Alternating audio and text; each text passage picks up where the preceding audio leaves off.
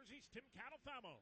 Thank you very much, Dave Mooney. Good evening, everyone, here in turns 3 and 4 outside of St. Louis. We looked for the drivers working their way down the backstretch. They'll set up for turns 3 and 4 this evening. And as Dave mentioned, this end of the racetrack a little bit wider as far as the radius is concerned than it is over in turns 1 and 2. The banking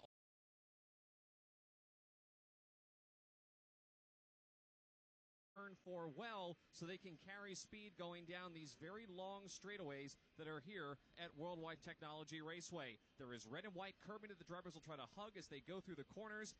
2, maybe 3 lanes that they can use to race in. I'll cover it all in the turn 4 grandstands tonight.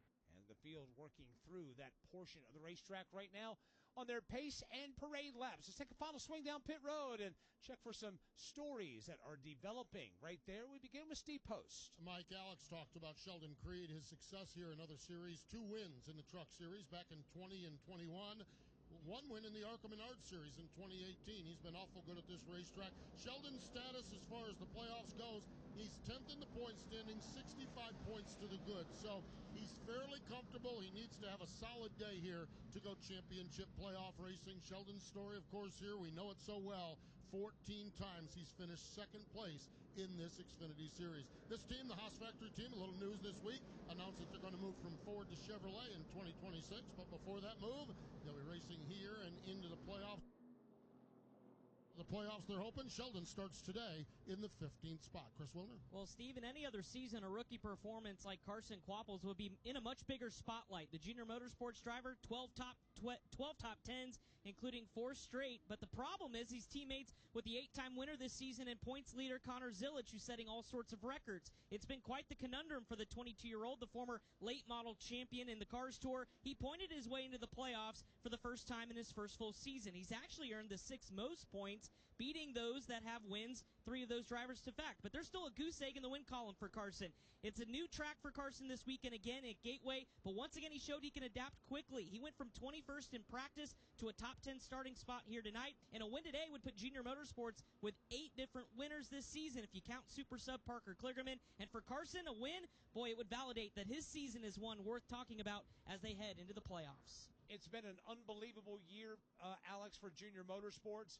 The string of successes they've been on, obviously fueled by the performance that Connor Zilic has turned in here in 2025. Just nothing short of spectacular what they've been able to do this year.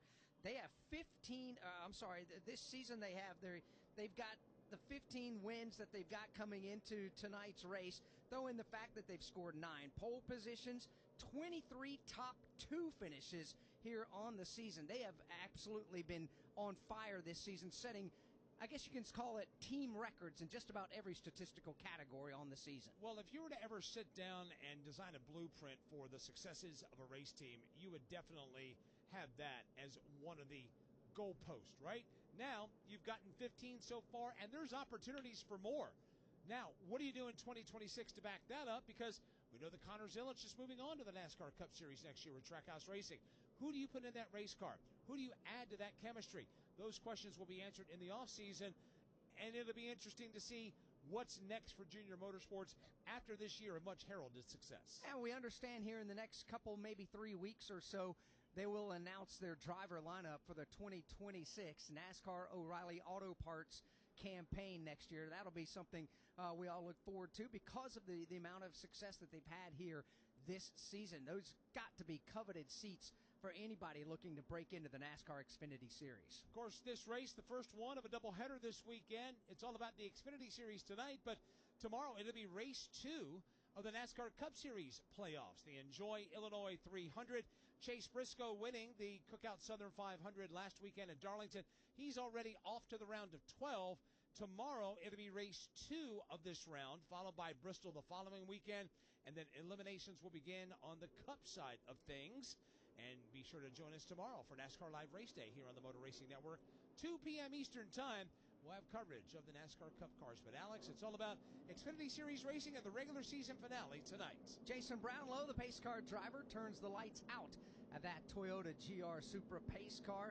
Field begins to tighten up in their rows of 2 all the way through as we've gotten the 1-to-go signal from chief starter for the Xfinity Series, Andy Ashbeck, here tonight. As the lights have just come on here, and a beautiful, beautiful evening to go racing. Let's give a shout out to the Midwestern Race Fan. This is a racetrack that was on the landscape for a while. It closed. It came back to life. And, of course, we know there's a lot of short tracks around here. There's a lot of NASCAR fans in this corridor of the country that maybe go to Michigan, to Indianapolis, over to Kansas, maybe Iowa, down to Bristol, used to go to Kentucky. When this track came online, these race fans turned out in kind. We've been watching them up and down the Midway all afternoon long, and they have jammed these grandstands tonight to watch some good old-fashioned NASCAR Xfinity Series racing. Absolutely have. And, of course, the first family in NASCAR to the St. Louis region is the Wallace family. Rusty Wallace, NASCAR Hall of Famer, brothers Mike and Kenny Wallace. They will unveil the Wallace family grandstands, the big grandstands down in turns 1 and 2. They'll do that tomorrow, and we look forward to having NASCAR Hall of Famer Rusty Wallace joining us again here on the Motor Racing Network for tomorrow's coverage of the Enjoy Illinois 300. Right now, field now tightens up in turns 3 and 4 as we get set to unleash the NASCAR Xfinity Series and to call the start of tonight's race from Milford, Delaware. Here's Mike Bagley. Pace car is on pit road. Race fans rise as one, waiting for the green flag to fly. And Connor Zilisch brings the field off turn number 4. Green flag is in the air, and we are off and running in the new A200.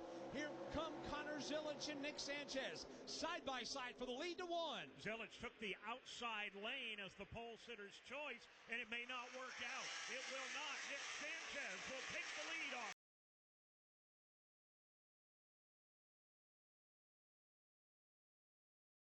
Straight away, they are even, racing for the lead to turn number 3. It is Zilisch with the advantage this time into the corner. He'll grab the lead by half a car length out of 4. Connor Zilisch does indeed make the outside lane pay off as he thunders his way up off turn number 4. Lap number 1 is led by Zilisch. Sanchez falls in line second. The scrum is on from third. Yeah, it's about a 3-car length back. The gap back to that battle for third. William Sawalich has got it.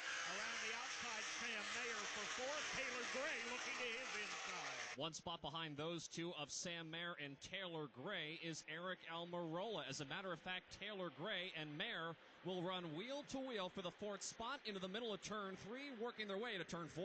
Eric Almirola waiting to see which lane is going to open up between this side-by-side battle, that is, for the 4th position. Sweeping around the outside is Sam Mayer. He'll go to 4th. Now they're wheel to wheel for 5th. Here comes Gray to the inside on the Eric Almirola machine. Eric's got momentum.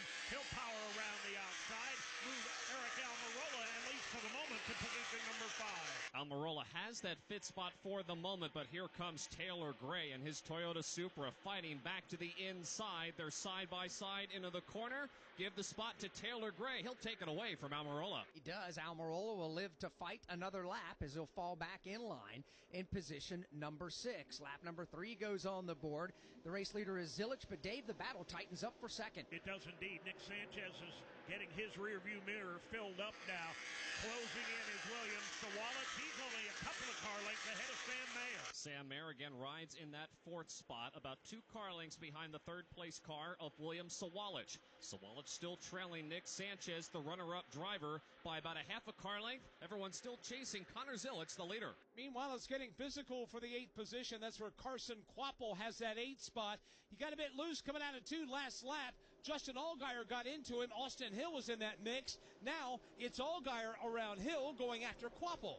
Kvapil's got the bottom of the racetrack. Justin Allgaier letting it ride in that outside lane. A good head of momentum off turn 2. Move Justin Allgaier up a spot. Justin Allgaier will now clear Carson Kvapil. Carson Kvapil now checks his mirror and sees Austin Hill directly behind him. They both hug the red and white curbing on the bottom side of the racetrack through turns 3 and 4. Challenge and change on the 2nd, 3rd positions as Nick Sanchez begins to backslide. Sawalich gets by. Here comes Sam Mayer to the inside. Mayer's got the low line on entry into turn number 1. Nick Sanchez crowded him a bit on entry. Now drifts up to the outside. They're nose to nose off 2. Good wheel-to-wheel battle for this spot, and again it's for position number 3. Nick Sanchez stuck up on the outside lane. Sam Mayer in his green and black Ford will take it away. He'll open up the inside line, slide through, grab position number 3. That inside lane barely left open for Eric Almirola, who's going to jam it in on the bottom of the racetrack in turn 4. Almirola is there, and Taylor Gray is looking on. Looking 3 wide for a moment was Taylor Gray. He thinks better of it. Almirola now to the inside on the backsliding Nick Sanchez machine. Sanchez will lose another spot in turn 2. And there are cars starting to line up at the back door behind Nick Sanchez. Taylor Gray is there. Harrison Burton and Justin Allgaier all directly behind the Nick Sanchez Chevrolet. This is going on from about the 5th and 6th position on back as they come back down to the start-finish line to complete lap number 7. Almirola leads this pack of race cars. Sanchez, Gray, and the rest of the field behind them. That's a good gap back from the leader, Connor Zilic, who's got about 10 car lengths in hand over Sawalich. An equal gap back to Sam Mayer, then 7 or 8 to Eric Almirola. Almirola again rides in the 4th position. Then this ongoing battle from 5th on back enters turn 3. Nick Sanchez has got the 5th spot. Taylor Gray is 6th. Burton is 7th, Allgaier 8th, and Quapple the 9th position. And then you've got a gap of racetrack before you get back to Austin Hill, who seems to be doing the backup boogaloo here over the last handful of laps or so. He has fallen into the clutches of Christian Eckes, Jesse Love, and 3 other cars. Yeah, that's a pretty heavy race going on right now, and you're right. Austin Hill, that car is very tight. He slides way up the banking in turn 1, opens the door for Christian Eckes. Christian Eckes, though, did not have the power coming out of turn number 2 to complete the pass, and now Austin Hill will pull away from Christian Eckes by about a car length. Behind Eckes, here comes Jesse Love looking to the inside. Austin Hill's only lost 1 spot here in the opening 9 laps. He started 9th, he's running 10th. The problem, Dave, is that 1 spot involves an awful lot of real estate on the track. Yeah, it really does. Big Country's got his hands full right now. He's doing a pretty good job of putting that car where he wants it, but it just will not hold the bottom, at least at this end of the racetrack. Further up, Justin Allgaier was able to make a pass on Harrison Burton going through turns 1 and 2. Now here comes Carson Quapple, Allgaier's Junior Motorsport teammate, trying to do the same. So Connor Zilic, the race leader, brings him out of turn number 4 and to the start-finish line. We've completed 10 of the 160 laps. It's Zilic, Sawalich, Mayer, Almirola, and Sanchez, the top 5. If you're 55 or older and into that whole saving money thing, T-Mobile has an exclusive phone and internet bundle just for you. Right now, get 2 unlimited phone lines plus 5G home internet for just $30 each per month with AutoPay, plus taxes and fees. And with 5G home internet, setup is easy with just 1 cord and no technician needed, which is great if you're also into that whole keeping it simple thing. Switch now and experience the best mobile network in the U.S. Visit your local store to start saving. T-Mobile, it's better over here. Based on analysis by Ookla of speed test intelligence data Q4 2024 to Q1 2025. Ookla trademarks used under license. Unlimited on our network. Customers on voice plan may notice speeds lower than other customers and further reduction if using more than 50 gigs a month due to data prioritization. Video streams and SD on this plan. Home internet pricing after $20 a monthly bill credit plus $5 per line without autopay. Debit or bank account required. See 5G device coverage and access details at T-Mobile.com. No changes in the top 5 while we were away. It's still Connor Zilic, William Sawalich, Sam Mayer, Eric Almirola, and Nick Sanchez. 12 laps go up on the scoreboard, 23 to go in the opening stage. From Worldwide Technology Raceway, this is the Motor Racing Network, the voice of NASCAR. Hello? Hey, Tim. It's your man tank. I think those veggies in the crisper are drying up. I know. I've been meaning to eat those. I'll get around to it. Get around to it. I will, man. Jeez. All right? Or just eat Jack Link's jerky. Smoked, seasoned. Some real meat would do you a lot of good, Tim. Jack Link's Beef Jerky. Official meat snack of NASCAR. Feed your wild side. Do you have $10,000 or more in credit card debt? Are you barely getting by making minimum payments? With credit card debt reaching all-time highs, National Debt Relief is letting everyone know about great debt relief options now available to help people with overwhelming credit card debt. These options may reduce a large portion of your credit card debt. Get a free debt relief consultation when you call 800-212-2828. 800-212-2828. That's 800-212-2828.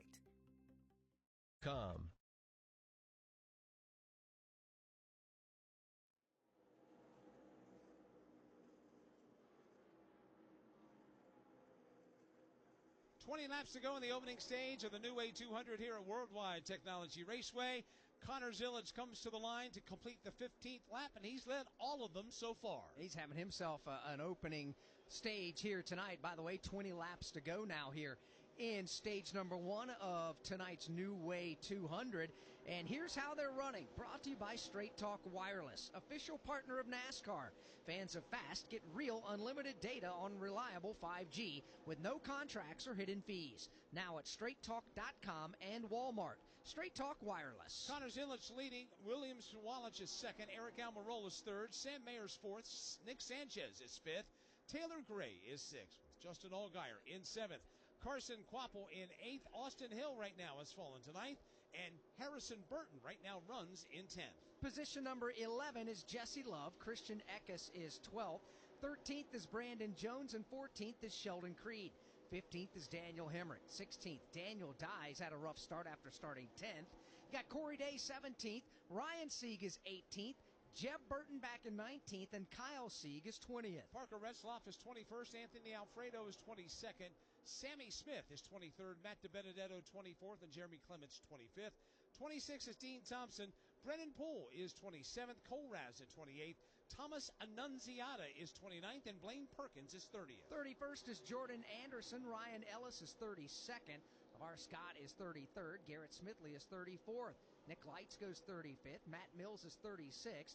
37th right now on the racetrack is Glenn Reen, and Joey Gase is 38th. 1 moment ago, Justin Allgaier overtook Nick Sanchez to break his way into the top 5. Trouble turn 2. Cole Raz may have cut down a right front tire. He goes up and slaps the outside retaining wall. Still rolling on the back straightaway, but some damage on that machine. And we stay under the green flag as Cole will bring that car, the second AM Racing car, to the bottom of the racetrack, and he will make his way back to the pit lane. Talking about Justin Allgaier a moment ago, breaking his way into the top 5. Steve Post, has the driver given an early diagnosis on the race car? The diagnosis is the car is great. Jim Pullman, the crew chief on it, he just said, Jim, the changes you made on the car are perfect. This car is awesome, and really it's kind of stated for itself just watching him come up through the leaderboard. Justin Allgaier has a very fast race car, and very happy with things right now on the Brandt Chevrolet. He's gained 9 positions, actually, has Justin Allgaier since the drop of the green flag. Allgaier's worked his way up into the top 5 now to position number 5. To say he's got a good car would be a bit of an understatement. You've got the car of Harrison Burton right now exiting turn 2, Tim Catalfamo. He's the driver that's the last in the playoffs, but he's got a lot of company on the racetrack. And Harrison Burton is continuing to lose positions on the racetrack. He's got Jesse Love to his inside in turn 4. Christian Eckes and Brandon Jones directly behind him. Jesse Love slides across the nose of Harrison Burton coming out of turn number 4. Good 4-way battle. Christian Eckes and Brandon Jones involved in that one as well. Down the front straightaway and into turn 1. Jesse Love on the bottom of the racetrack. Harrison Burton goes extremely wide. 3 grooves up off the bottom. It didn't cost him a spot, but it cost him some real estate. Christian Eckes now pulling up right behind Harrison Burton, headed down the back stretch, now hard on the brakes into turn number 3. Burton about 2 grooves off of the bottom. Eckes looking low at a 4. Christian Eckes gets a fender alongside. This is the ongoing fight for position number 11.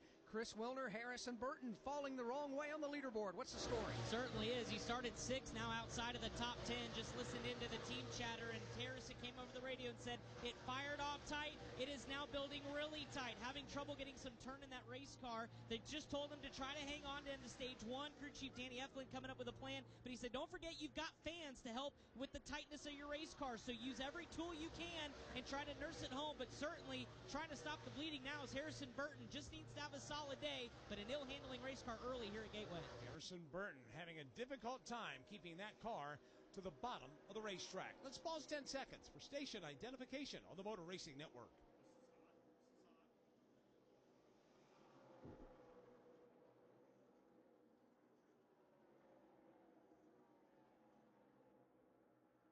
It's the regular season finale for the NASCAR Xfinity Series. It's happening tonight at Worldwide Technology Raceway at Gateway, just across the Mississippi from downtown St. Louis. Motor Racing Network on the air with live flag-to-flag coverage of the New Way 200. I'm Mike Bagley alongside Alex Hayden. Out in the turns tonight, we've got Dave Moody and Tim Catalfamo. with Steve Post and Chris Wilder patrolling the pits and the garage area. We work stage number 1. There are 12 laps to go here in the opening stage. Connor Zilic has led all 23 circuits to this point. No caution flags as of yet. Connor Zilic's lead now 1.4 seconds over William Sawalich, who is second, and Eric Almirola rounds out the top 3. Here's a tale of Becky. Didn't know what to do with new meds prescribed and no real cost clue. She squinted at prices, that can't be right. Then tapped GoodRx and saw the light. She could get a deal, book telehealth if she feels. Learn about those meds without any stress. That one little app does all the rest. Even my horse downloaded it. Dang, save time and money on prescriptions. Check GoodRx. GoodRx is not insurance. The Tough Trucks of NASCAR, an exclusive podcast from the Motor Racing Network. Ron Hornaday, green flag is in the air, and he will take the field quickly to turn 1. Relive the moments of the NASCAR Craftsman Truck Series from its debut in 1995. Checkered flag in the air, Skinner wins with the inaugural for the NASCAR Truck Series by Craftsman. The legends of the NASCAR Craftsman Truck Series. Todd Bodine wins 4 in a row on super speedways. The Tough Trucks of NASCAR, available on podcast platforms and MRN.com. Last time by, we had a change inside the top 5. It was for the number 4 position. Justin Allgaier to the inside of Sam Mayer in turn 1 took that spot away. So Connor Zilic shows the way. William Sawalich is second. Eric Almirola third. Justin Allgaier is fourth. And Sam Mayer rounds out the top 5. 9 laps to go in the opening stage from Worldwide Technology Raceway. This is the Motor Racing Network, the voice of NASCAR. You've never been one to idly watch someone else do something for you. There's pride in self-reliance, in working with your hands, in harnessing the power of an E3 spark plug with Diamond Fire technology yielding better engine performance. You have a choice to make. Take control of your ride, of your life, or be the passenger princess of it. Visit e3sparkplugs.com to put the power in your hands. In Illinois, it's easy to get caught up in the rush. Flying through history on Route 66, America's most famous road trip. Or turning your world upside down on coasters at Six Flags Great America. But when you're in the middle of everything, don't forget to slow down and enjoy every pit stop. From delicious deep dish bites to breathtaking views. Because in Illinois, even the detours are legendary. Plan your trip at enjoyillinois.com. Illinois, the middle of everything.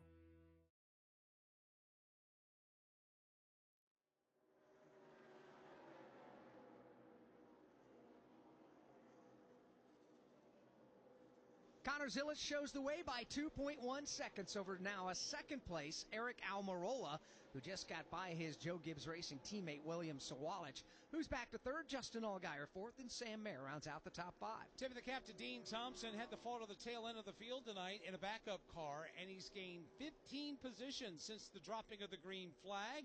Dean Thompson having a good run so far tonight for Sam Hunt Racing, but Alex, it's hard to take your eyes off the driver that's leading this race and a driver that has been leading this series for the last 2 months. You just have to marvel at the success Connor Zilic has had here in the summer stretch, keeping in mind he had to miss the race earlier this spring at Texas Motor Speedway because of a hard crash and getting injured at Talladega Super Speedway.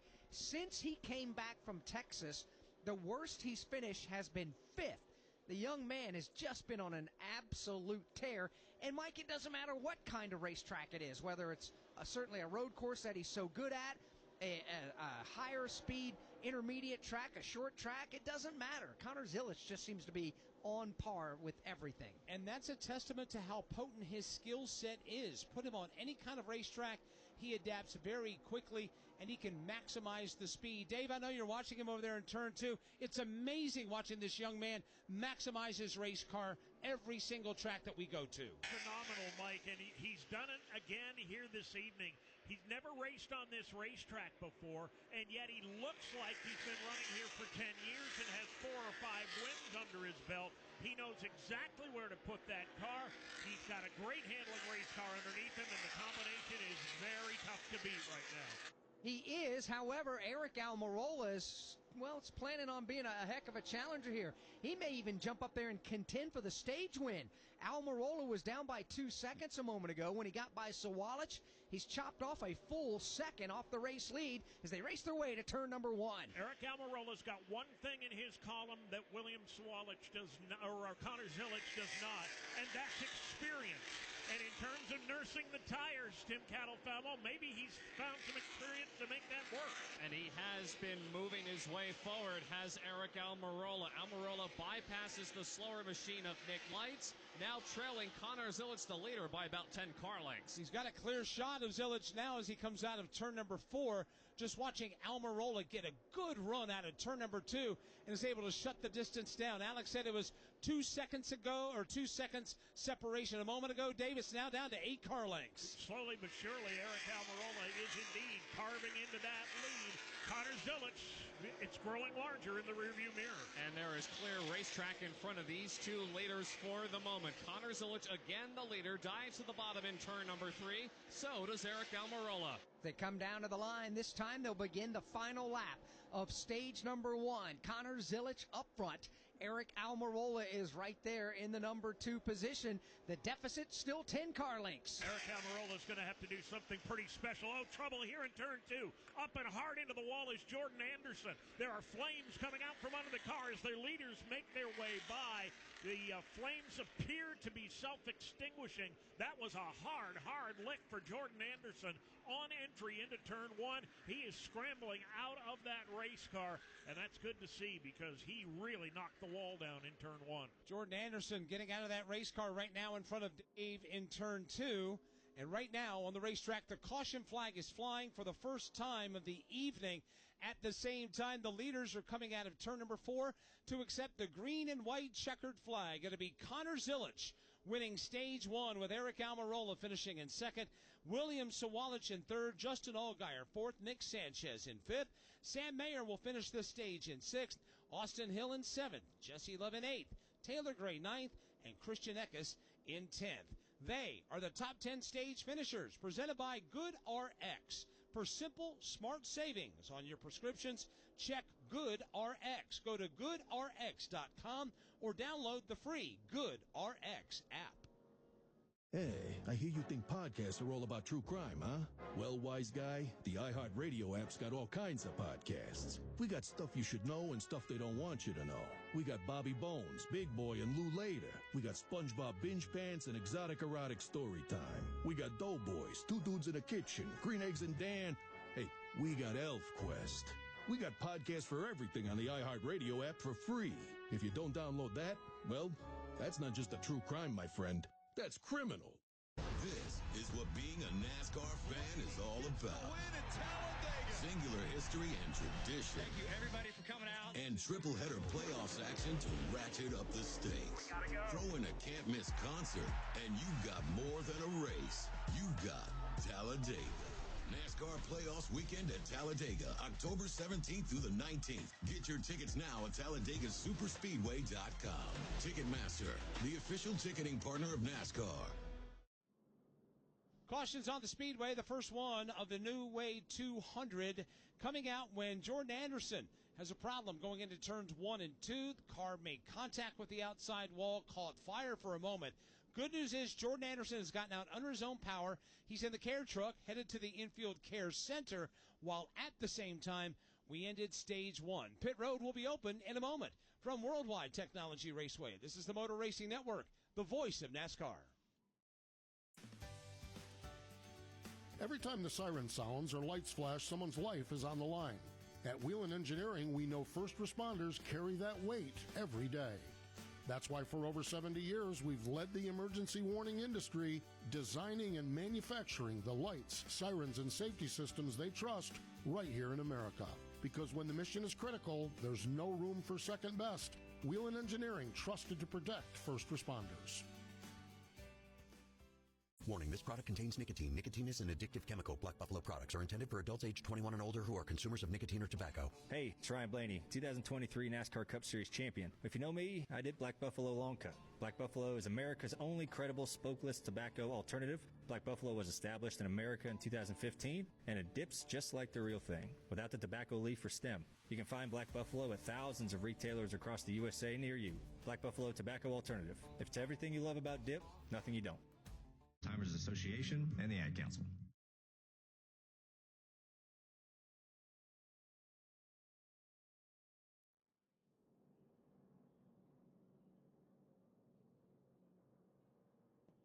Back at Worldwide Technology Raceway, we continue under the caution flag. Cleanup continues in turns 1 and 2. Pit road will be open here in just a moment. That happened right towards the end of the stage. Good to see Jordan Anderson get out of that race car. We had the opportunity via the NASCAR TV screens here at the racetrack.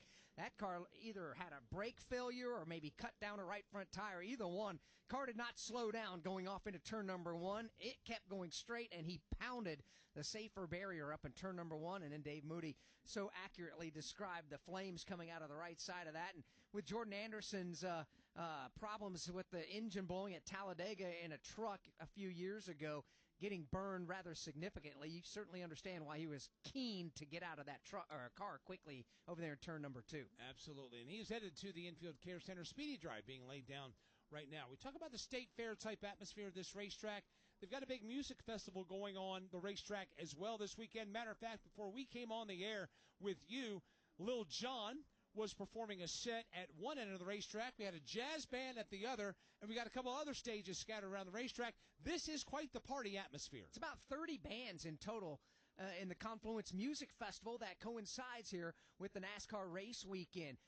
That's part of the reason. Great racing on the track, and certainly great concerts as well. We've got Bill Murray. Yeah, the legendary actor Bill Murray is the Grand Marshal tomorrow.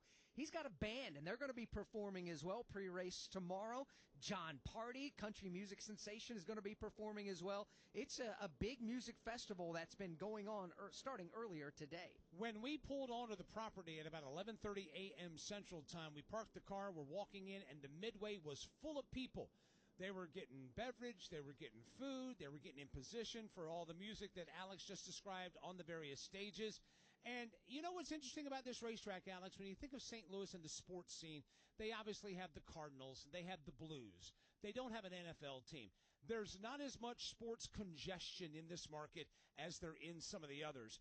And when this racetrack came back online, it was embraced by not only the city of St. Louis, but those residents over here on the Illinois state or on the Illinois side of the Mississippi, and it has fit in just perfectly with the sporting landscape, but also the entertainment landscape as well. It really has, and these fans support it. They are rabid sports fans. They love their St. Louis Blues, certainly love their St. Louis Cardinals. We went out to the Cardinals-San Francisco Giant game last night.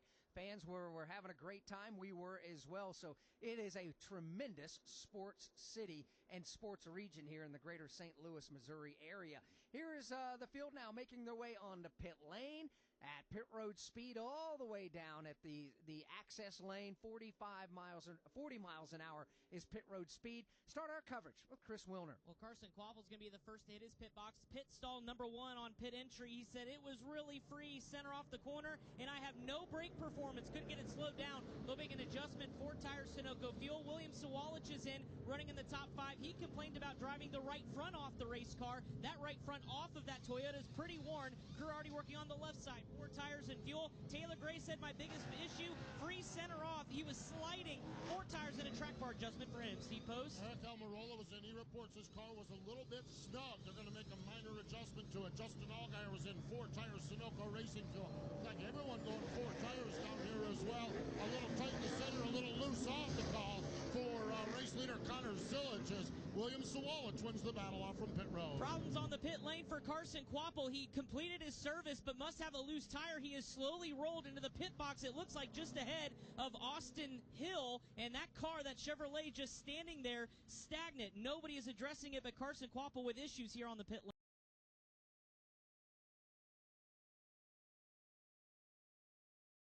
Trying to come fetch it. We'll update it for you in a moment.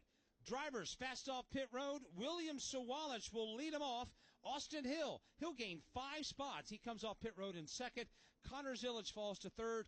Ryan Sieg gaining 16 spots. He came off pit road in fourth. And Justin Allgaier lost a spot. He comes out in fifth. This is a Camry. This is a Camry on NASCAR. This is a Camry on NASCAR with Ty Gibbs behind the wheel. Now you're up to speed. You in? Follow the action at tgrna.com. Toyota, let's go places. NASCAR is a registered trademark of the National Association for Stock Car Auto Racing, LLC. Hi, I'm Kyle Petty, and I want to tell you about a place that's near and dear to my heart, Victory Junction. It's a year-round camp that gives kids with complex medical and physical conditions life-changing experiences that are fun, empowering, and always free for families. Please help Victory Junction support kids who need it the most by getting involved today. Whether you know a child who could benefit, want to volunteer, or join our team, you can be a part of something truly special. Learn more by visiting victoryjunction.org. Back at Gateway, continuing under caution flag number 1, William Sawalich, the new leader. An update on Carson Kvapil in a moment from Worldwide Technology Raceway. This is the Motor Racing Network, the voice of NASCAR. Have you racked up $10,000 or more in credit card debt? Are you barely getting by making minimum payments? With credit card debt reaching all-time highs, National Debt Relief is notifying consumers about significant debt relief options now available to help those with overwhelming credit card debt. These options may reduce a large portion of credit card debt for those who qualify. You don't need to declare bankruptcy or take out a consolidation loan, and you may only have to pay back a fraction of what you owe. National Debt Relief has already reduced the credit card debt for more than 550,000 consumers, so don't wait. If you owe $10, $20, or even $100,000 in credit card debt, you can now take advantage of this financial debt relief as the cost of living continues to skyrocket. To check what debt reduction you may qualify for, call 800-375-3232. 800-375-3232. That's 800-375-3232. National Debt Relief, the official debt relief partner of NASCAR.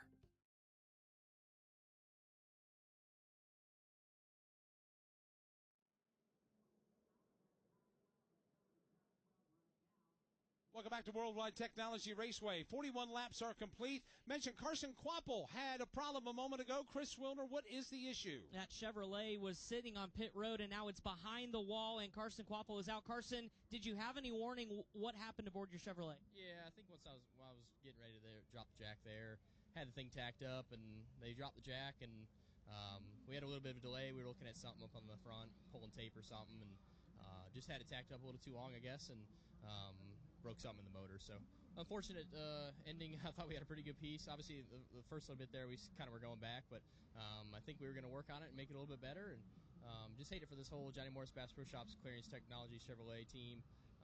Felt like we had a really good car this weekend. Just I guess luck isn't our way, or just got to figure it out and move on to the next playoff race. Tough night for Carson Kvapil, but he is in the playoffs starting next week.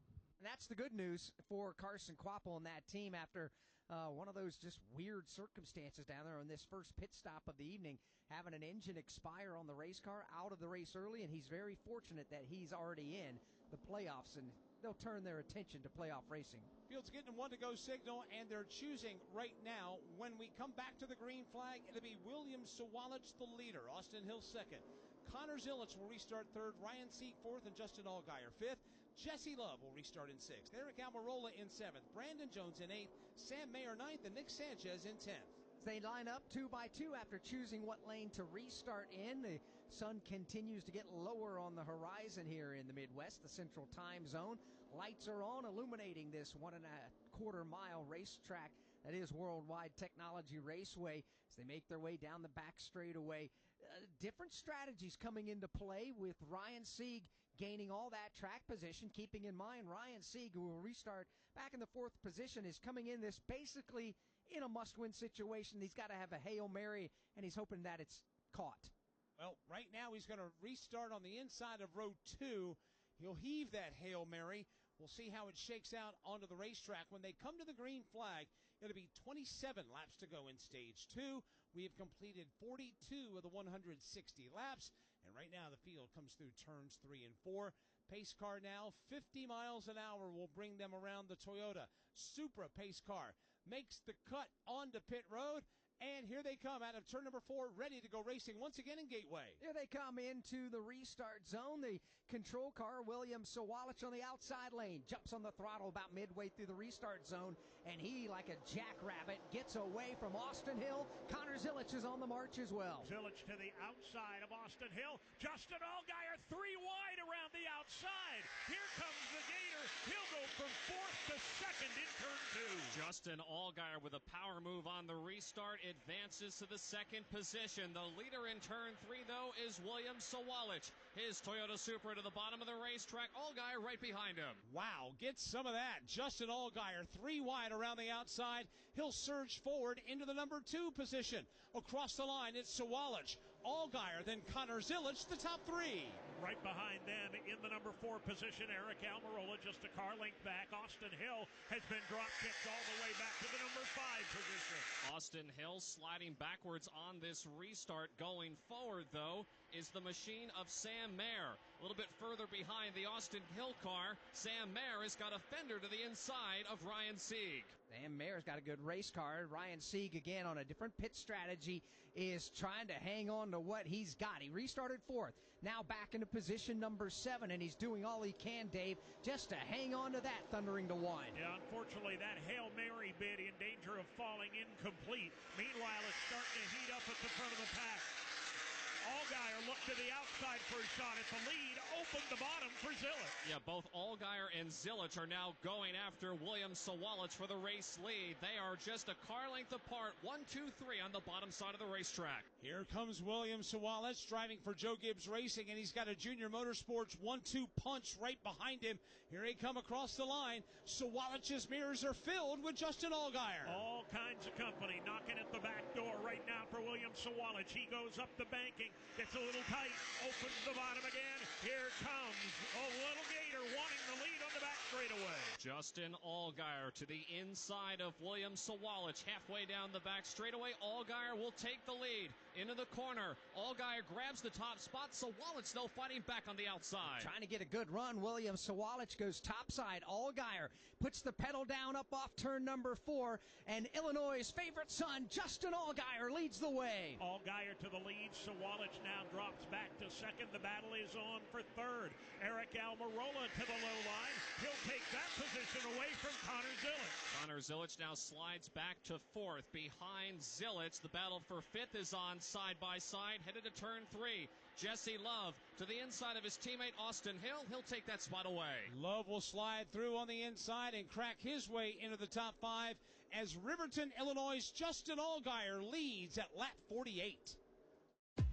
If you're 55 or older and into that whole saving money thing, T-Mobile has an exclusive phone and internet bundle just for you.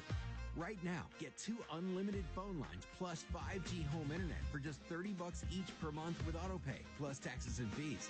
And with 5G home internet, setup is easy with just 1 cord and no technician needed, which is great if you're also into that whole keeping it simple thing. Switch now and experience the best mobile network in the U.S. Visit your local store to start saving. T-Mobile, it's better over here.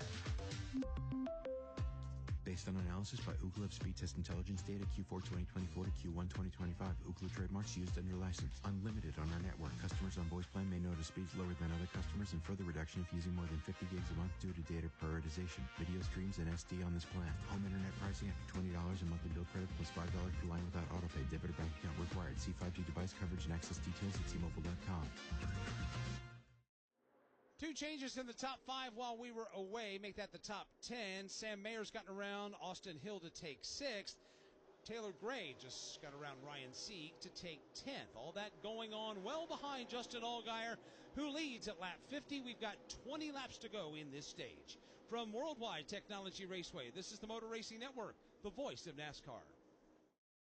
In Illinois, it's easy to get caught up in the rush. Flying through history on Route 66, America's most famous road trip. or turning your world upside down on coasters at Six Flags Great America. But when you're in the middle of everything, don't forget to slow down and enjoy every pit stop, from delicious deep dish bites to breathtaking views. Because in Illinois, even the detours are legendary. Plan your trip at enjoyillinois.com. Illinois, the middle of everything. Hello? Hey, it's your man Tank. Watching you hold back tears swallowing that celery stick. It's a hard sight to see, Tim. I'm almost done. Just let me get this down. Stop it, man. Seriously. We don't have to do this to us. You're right. I hate veggies so much. How can I be more like you? Hey, buddy, I am you. Just full of meat.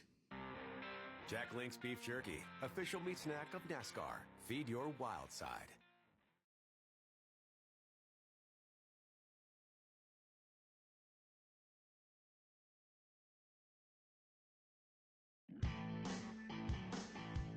The Motor Racing Network and Ally Bank have partnered to honor women in motorsports. This week, we spotlight ARCA Menard Series rising star, Lainey Bice, for her contributions in motorsports. So I race go-karts in Barnesville, Georgia, at a little track, and I want to go back there someday and be able to say, wow, can't believe where this started and then where I am now. Because I even think that now. I can't believe where I am. I've moved up to Charlotte, and I've just been chasing this dream, and it's incredible. The Motor Racing Network honoring women in motorsports was brought to you by Ally Bank. Ally Bank presents Women in Motorsports. Ally Bank. No matter what you're saving for, whether it be race tickets, a car, or a new home, you need the bank that's your ally. Ally Bank, member FDIC. 16 laps to go in stage number 2 of tonight's New Way 200.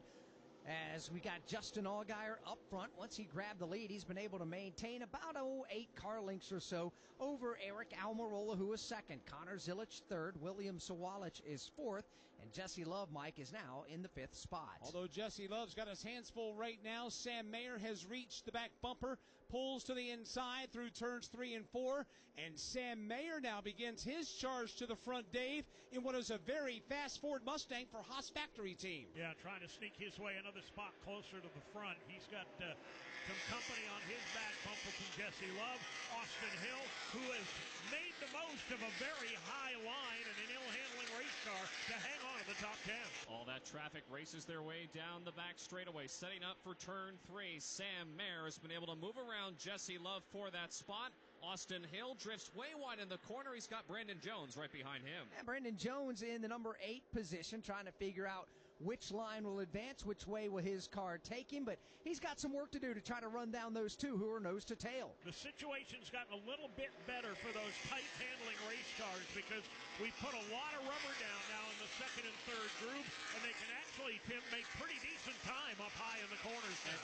And to your point, Dave, Austin Hill, one of those drivers that is utilizing that really high lane, got a nice run off of turn number 2, had a look to the outside for a moment on his teammate Jesse Love. He does the same, this time exiting turn 4. Just watching Austin Hill go way wide in turns 3 and 4. Matter of fact, taking that car to the top of the racetrack and getting a good run down the front stretch to challenge his teammate. Let's see what it can do under braking and downshifting into turn number 1. Not a lot. Jesse Love running a groove lower will actually pull away from Austin Hill by a car length. This is the ongoing fight for the 6th position. Jesse Love and his red and white Chevy has it. Austin Hill wants to take it away. Into the corner again, Jesse Love ducks low. Austin Hill running 2 grooves off the bottom. Austin Hill's car just not rotating in the middle of the corner like his RCR teammate, Jesse Love, who not only is going to get away, he's going to try to run down the next car in line. That's Sam Mayer. We're getting down to it. Just 12 laps to go here in stage number 2.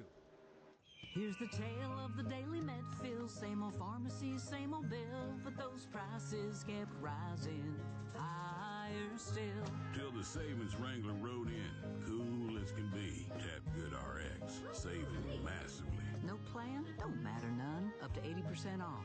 Deals are done. Discounts hitting harder than Ma's chili. Dang, that one little app does all the rest. Save time and money on prescriptions. Check GoodRx. GoodRx is not insurance. Relive the thrills of over 50 years of NASCAR racing with the Motor Racing Network's Classic Race. 36th Annual Southern 500. They come down to the start-finish line. Bill Elliott and David Pearson get down. We dig into the MRN audio vault for unforgettable races and moments. Dale Jarrett's got the lead. Earnhardt's not going to get him. Dale Jarrett is going to win the Daytona 500. Available on MRN.com and podcast platform. Alan Kowicki out of turn number 4, the new Winston Cup champion. He does it across the line. MRN Classic Races. No change at the front of the field. Justin Allgaier continues to show the way. Just 10 to go here in the second stage. From Worldwide Technology Raceway, this is the Motor Racing Network, the voice of NASCAR. Warning, this product contains nicotine. Nicotine is an addictive chemical. Black Buffalo products are intended for adults age 21 and older who are consumers of nicotine or tobacco. Hey, it's Ryan Blaney, 2023 NASCAR Cup Series champion. If you know me, I did Black Buffalo Long Cut. Black Buffalo is America's only credible smokeless tobacco alternative. Black Buffalo was established in America in 2015, and it dips just like the real thing, without the tobacco leaf or stem. You can find Black Buffalo at thousands of retailers across the USA near you. Black Buffalo Tobacco Alternative. If it's everything you love about dip, nothing you don't.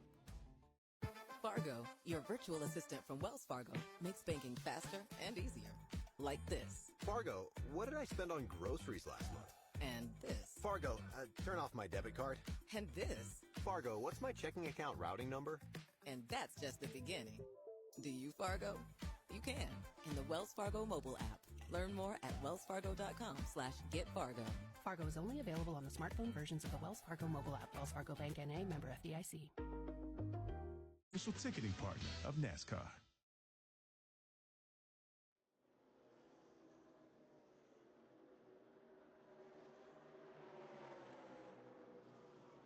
Back here at Worldwide Technology Raceway, 8 laps to go. There'll be 7 to go in the stage once the race leader Justin Allgaier gets back to us and things begin to tighten up at the front of the field. Eric Almirola has closed in now to a car length and a half off the back deck lid of the race leader. Now it's 2.5 car lengths headed to turn number 1. As he did in the opening stage, Eric Almirola beginning to come on strong as the laps wind down. What was about a 10 or 15 car length deficit is down to just 2. Eric Almirola continuing to close in on the back bumper of the race leader, Justin Allgaier. Allgaier sets up for turn 3, rolls out of the throttle, takes his Chevy to the bottom of the racetrack. Almirola does the same and closes even closer. Almirola drifts a bit wide in the middle of 3 and 4, while in 1 and 2, those cars, both of them, glued right to the bottom of the racetrack. 6 to go in stage number 2. All eyes are on the battle for the lead. Into turn number 1, Justin Allgaier right down on those red and white rumble strip.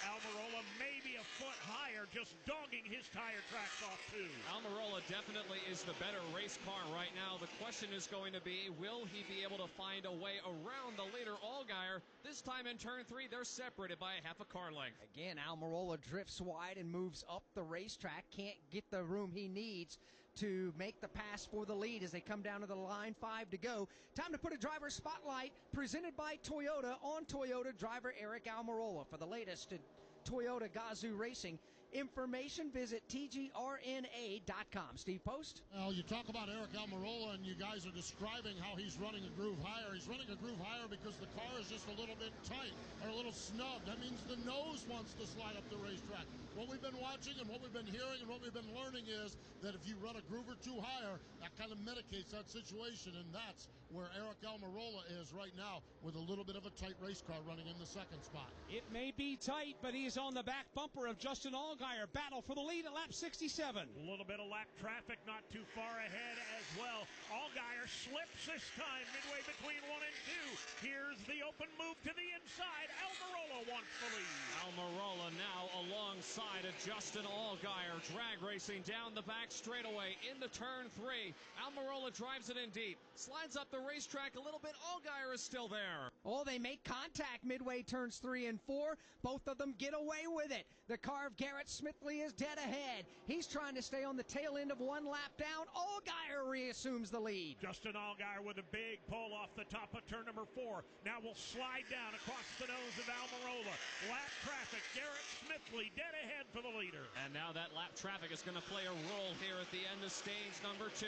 Garrett Smithley and his white Chevy directly ahead of Allgaier. Allgaier dives into the inside in turn 3, bypasses Smithley, so does Almirola. Almirola's going to look wide coming off the corner while Allgaier's got his Chevrolet pinned to the bottom of the racetrack. They come to the start-finish line. 2 laps to go in stage 2. Almirola stalking Allgaier's every move in this ongoing battle for the point. Justin Allgaier takes a wide entry into turn number 1. Going to try and make the move around the lap car of Joey Gase. Right in front of him, the Nick Lights machine. Lap traffic will give way to the bottom. Both those two cars now pull over and allow these two faster leaders to go around them. In turn 3, again, the separation between these two is 1 car length. Here's Justin Allgaier. 1 more lap machine to deal with. 1 more lap to go in stage number 2. Back across the start-finish line. Allgaier's lead has now grown to 5 car lengths. Last chance for Eric Almirola to try and rally the troops and shuffle the deck here, but he's got a lot of ground to make up. It's down to 4, but he's running out of real estate. Almirola definitely did not get through that gaggle of lap traffic as good as Justin Allgaier did, and it shows on the racetrack. Allgaier has pulled away and has firm grasp of the top spot for now. Justin Allgaier, Eric Almirola, 1 and 2 as they work their way out of turn number 4. Matter of fact, Allgaier's going to open his lead up by 3 car lengths. Here they come to the start-finish line. Green and white checkered flag is waving, and Justin Allgaier wins stage 2 of the new A200. Eric Almirola comes across the line in second. Connor Zilich in third. William Sawalich fourth. And Jesse Love rounds out the top 5 as the caution flag flies for the completion of stage 2. Kyle Larson brings his Chevy in 4 tires, Sunoco Racing Fuel. From fueling NASCAR champions on the track for over 20 years to innovating 94 octane, the highest octane on the market, performance is what Sunoco does. All Sunoco fuel at the pump meets the same top-tier standards as the fuel used in NASCAR. Stop here for Ryan Blaney, 4 tires with Sunoco fuel. From the track to your tank, you can trust Sunoco to help your vehicle perform at its peak. Don't risk losing the trusted news, traffic, sports, and weather you get from AM radio stations. It's time to make your voice heard. We need Congress to pass the AM Radio for Every Vehicle Act to keep AM radio in cars. When internet and cell services are out, AM could be your only lifeline. Text AM to 39179 and tell Congress to pass this critical legislation now. The message and data rates may apply. You may receive up to 4 messages a month, and you may text STOP to stop. This message furnished by the National Association of Broadcasters. Caution flag 2 is flying over the new A200 for the conclusion of stage 2. Justin Allgaier, Eric Almirola, giving the fans the Nicholsworth here. Pit road will be open in a moment from Worldwide Technology Raceway. This is the Motor Racing Network, the voice of NASCAR. Hi, folks. Kyle Petty here. I want to tell you about a place that's dear to my heart, Victory Junction. It's a year-round camp that gives kids with complex medical and physical conditions life-changing experiences that are fun, empowering, and always free for families. Please help Victory Junction support kids who need it the most by making a donation today. Any amount will help kids attend camp for free. Help make a difference by visiting victoryjunction.org/donate. Get ready to rev your engines, NASCAR fans. The thrill, the speed, the action. You can now experience it all for free on the NASCAR channel on Tubi. All-day access to NASCAR action, streaming classic moments, iconic rivalries, and behind-the-scenes stories from the greatest drivers. Best of all, it's completely free. Stream anytime, anywhere on your favorite fast platform. No fees, no strings, just NASCAR. Find the NASCAR channel on your streaming device and start watching today.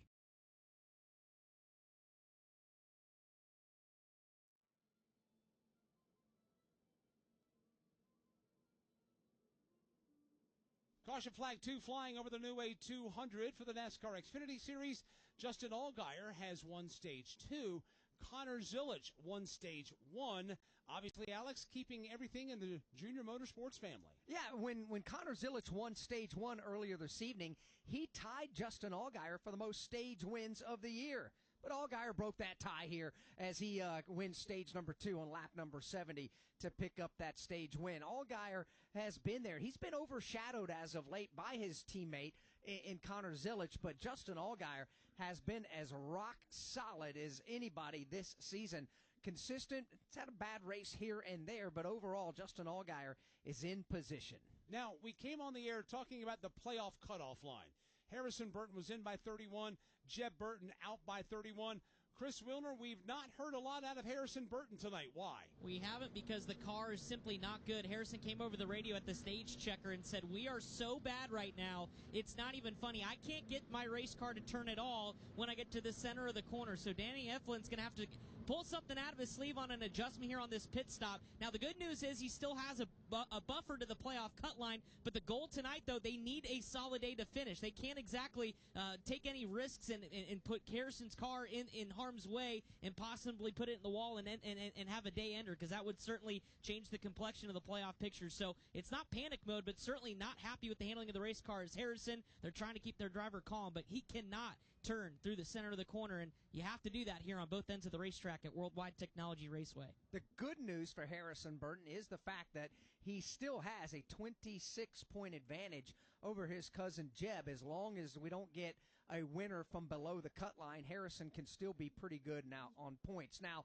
pit road remains closed for the moment. Steve Post, Stage 2 winner and current leader Justin Allgaier, may have gotten a very lucky break. Well, in listening to it, he was hauling it off into, remember earlier in that stage when him and Eric Almirola got together down there. Tim Catalfamo did a great job documenting that over in turns 3 and 4. When Justin was hauling it into turn number 3 on the final lap of that stage, he said, left rear tires coming apart, left rear tires coming apart. Eddie DeHaan, the spotter, said, nurse it to the line, get it to the line. And he feels like something is wrong with the left rear tire. They've looked at it. The tire still has air in it. So that contact with Eric Almirola has got him concerned down here. Jim Pullman has got the car down here. We're going to bring the car down. They're going to put 4 tires on it and send it back out. But a near miss, a close call, a fortuitous stage break, call it whatever you want. But Justin Allgaier feels like they might have got away with one on this one. You know, we talk about that contact that those two had while racing for the lead.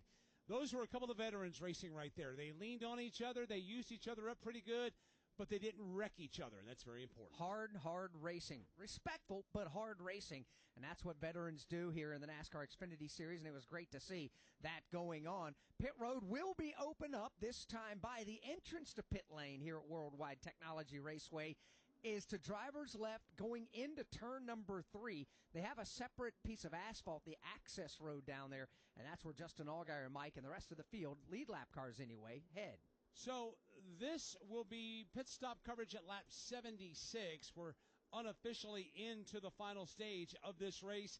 And Alex mentions all the leaders taking their cars onto the apron, onto that access road that leads to pit road. 40 miles an hour is pit road speed.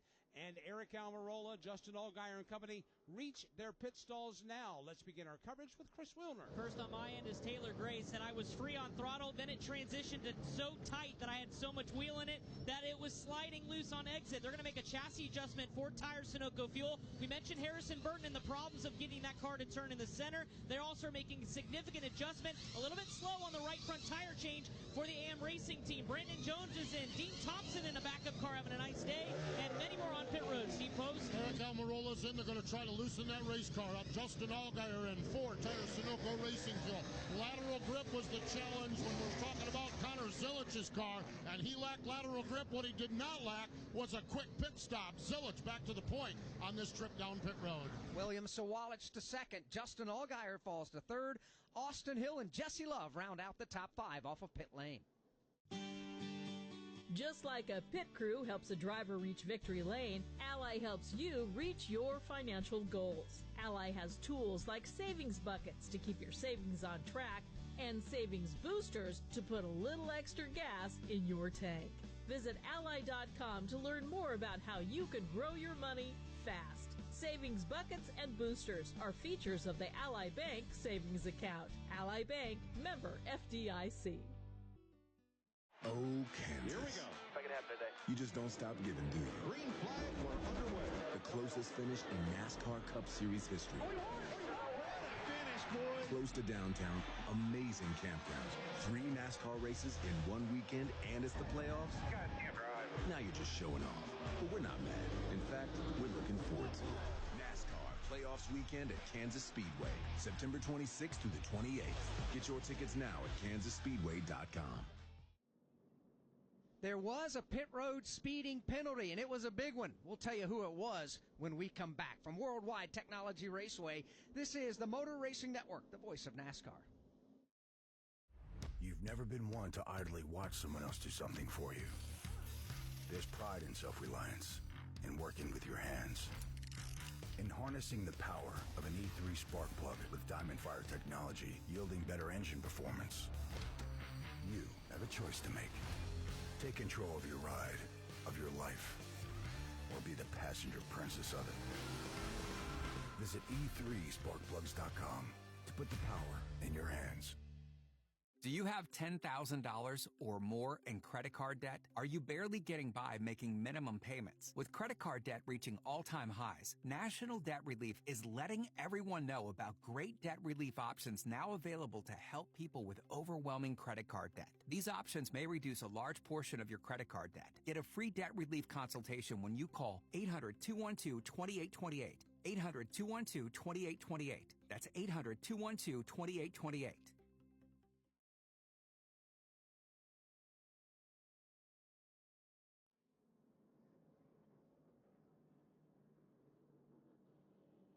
We welcome you back to Worldwide Technology Raceway as we begin the third stage of tonight's race. A moment ago, Mike Bagley, I told everybody there was a pit road speeding penalty. Justin Allgaier has been penalized for speeding on pit road. He won the second stage, led the field onto the pit lane, but ran afoul of the timing lines, and Justin will have to fall to the tail end of the field. And that's happening right now as the field is working halfway down the back straightaway. The wave-around cars will make their way to the back end of the field as Justin Allgaier pulls over driver's left, and the field is passing him to his right, and he will have to fall all the way to the back end of this pack. Well, as a race car driver, you love passing race cars. Good thing for Justin Allgaier. He's gonna love passing race cars now. We know he's got a capable car. You know he's fast enough. Now we're going to find out just how patient this veteran driver can be, knowing that he's got arguably the best car here tonight. That was quite a flex that he had in the second stage. Connor Zilisch just led the most laps tonight with 41. Justin Allgaier led 28. But, Alex, this is an example of something that we encountered during the NASCAR Cup Series playoff opener last week at Darlington. You have to minimize mistakes. And it is a mistake like that we're seeing right now. If that happens at the most inopportune time of the playoffs, that could put him out of the playoffs and not provide him an opportunity to run for the championship at Phoenix. Yeah, it is a challenge for Allgaier. The other thing about that, too, is if it wasn't bad enough, he's given up a top 5 running spot after the pit stop. When you're penalized under caution like this, you forfeit your opportunity to choose what lane to restart in, too. So you just got to follow to the tail end of the longest line here. So that's going to make things just a little bit worse for Justin Allgaier. And as they sort that out, the field has gotten the 1-to-go signal, and we will get the green flag next time by. That'll leave 81 laps to go in this race. Connor Zilisch reassumes the lead. William Sawalich second. Austin Hill third. Jesse Love fourth. Eric Almirola will restart fifth. Brandon Jones will restart in sixth with Nick Sanchez in seventh. Christian Eckes in eighth. Taylor Gray ninth. And Corey Day driving for Hendrick Motorsports. He'll restart in 10th. Sheldon Creed will be 11th. Daniel Dye 12th. Ryan Sieg, who finished that stage 20th after taking 2 tires on the previous pit stop and restarting 4th. He's up to 13th. Dean Thompson in a backup will restart 14th. Sammy Smith is going to restart back in the 15th. The rest of the top 20, Daniel Hemrick is in 16th. Jeb Burton 17th. Brennan Poole 18th. Sam Mayer back in 19th. And Parker Retzlaff is 20th. Here we go. Stretch run to the end of the new A200. Field comes out of turn number 4. Green flag will fly at lap 79. And who has the wherewithal to deal with Connor Zilisch and take the wind out of Superman's cape? Green is in the air. We're back at it. Oh, and the blocking begins from second on back. Yeah, Jesse Love got a big-time block from William Sawalich. Didn't matter. He still muscles his way under Sawalich as Connor Zilisch gets away with the lead. Zilisch is the leader. The fight is on behind him. Jesse Love was able to shove a fender to the inside of William Sawalich. Love in turn 3 drives it into the corner, trying to get by Sawalich for second. Connor Zilisch is loving what he's seen in the rearview mirror, and that is cars racing side by side. That will settle down, however. Jesse Love will muscle his way to the number 2 spot. Sawalich and Almirola go 3rd and 4th. 5th is side by side. Brandon Jones making some noise for the first time tonight. He's going to bust his way into the top 5 as he powers to the inside of Austin Hill. Brandon Jones and his neon yellow Toyota Supra completes the pass on Austin Hill.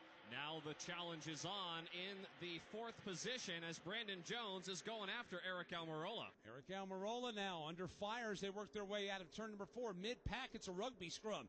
Everybody rooting and gouging, pushing and shoving.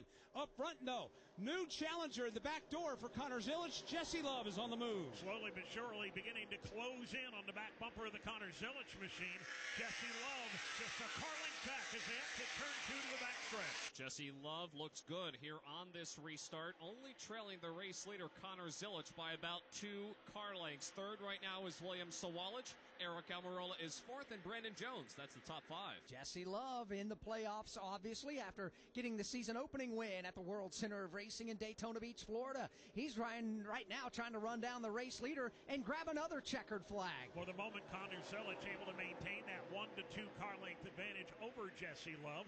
Love in turn set about 2 back to William Sawalich, who has his hands full of Eric Almirola. Eric Almirola continuing to press William Sawalich for the third position. It's the best battle inside of the top 5. Sawalich dials up the low lane this time in turn 3. Eric Almirola directly behind him. Further back, Sheldon Creed and Nick Sanchez have a great battle going on the racetrack. They come off the corner. That's 9th, 10th, 11th, 12th on back. Sheldon Creed on the move, trying to break his way into the top 10 with about a half dozen others stacked up behind him, Dave. Yeah, Sheldon Creed's got Nick Sanchez just buried up underneath his rear spoiler. Creed goes a little bit wide in turn 2. Here's Sanchez diving to the inside. And all these drivers are racing really aggressively right now. Sheldon Creed in his Ford Mustang has got the 9th spot. Nick Sanchez in 10th, Taylor Gray in 11th. That's a great race, as Mike pointed out, as we've been following that around here as the sun is virtually set here in Madison, Illinois. Just like Connor Zilic is beginning to try to run away. Jesse Love is second. William Sawalich is third. Eric Almirola fourth. Brandon Jones rounds out the top 5. The rest of the top 10 here with 76 laps to go. We'll see Austin Hill in 6th. Christian Eckes is 7th. Corey Day is 8th, Sheldon Creed 9th, and Nick Sanchez rounds out the top 10. Postman, if we stay under the green flag like we had the majority of the night, how does this affect any remaining strategies of this race? The fuel window is 65 to 70 laps. So first and foremost, they will have to stop in this segment of the race. That fuel window opens at about lap 95 or about 10 laps from now. So a caution anytime quick after that, and I think we're going to bring everyone down and gas them up and be good to go. The question is if we stay green, and by the way, we've had no cautions other than the stage break. So this race has had a green flag feel. When do they come in? It's about an 81 lap run to the end. You split that 40, we're looking at about lap 120 of this race. And again, I don't think they come in much before that because you don't want to get trapped a lap or 2 down, especially with this long pit road. So we will need a pit stop. It's just a matter of a caution makes it easy on the map. No caution makes it crew chief choice as to what they want to do on their pit strategy. If you're following along, Justin Allgaier won stage number 2, got busted for speeding on pit road in the ensuing pit stop, restarted 28th. Allgaier back up to 21st already. So I just switched to Straight Talk Wireless. Uh-oh, we just ran out of gas. Great, gives us time to watch the race. You know the next town is 50 miles away, right? Don't worry, I have real unlimited data now. But how are we going to get out of here? We got about 200 laps before we need to figure that out. Get a free 5G phone with select plans and real unlimited data only for a limited time at Straight Talk. Available at your local Walmart and straighttalk.com. Straight Talk is an official partner of NASCAR. Taxes and fees apply. Require single line activation on a qualifying plan for network management practices. Visit straighttalk.com. Copyright 2025 Verizon. NASCAR is a registered trademark of the National Association for Stock Car Auto Racing, LLC. The thrills of NASCAR racing from over 55 years of Motor Racing Network broadcasts. Bobby Allison brings the race car right down in the middle of the track, crosses the start-finish line, and he will win the 24th annual Daytona 500. Bill Elliott wins the Hooters 500. Alan Kulwicki, 1992 champion. MRN Classic Races. In the whole pack, steaming for the finish line, Dale Earnhardt wins a Winston 500. Find all the classic moments on MRN Classic Races on any podcast platform. Connor Zilic has a 0.7 of a second lead over Jesse Love. That is the top 2 on the racetrack. 0.7 here at Worldwide Technology Raceway equates to about 8 car lengths or so as they come by the line. 71 laps remaining in tonight's race from Worldwide Technology Raceway. This is the Motor Racing Network, the voice of NASCAR.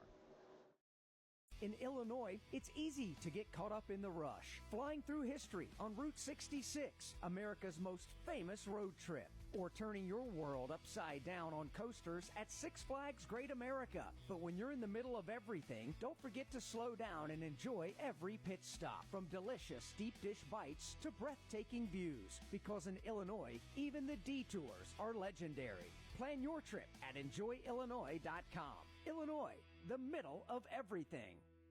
Warning, this product contains nicotine. Nicotine is an addictive chemical. Black Buffalo products are intended for adults age 21 and older who are consumers of nicotine or tobacco. Hey, it's Ryan Blaney, 2023 NASCAR Cup Series champion. If you know me, I did Black Buffalo Long Cut. Black Buffalo is America's only credible smokeless tobacco alternative. Black Buffalo was established in America in 2015, and it dips just like the real thing, without the tobacco leaf or stem. You can find Black Buffalo at thousands of retailers across the USA near you. Black Buffalo Tobacco Alternative. If it's everything you love about dip, nothing you don't.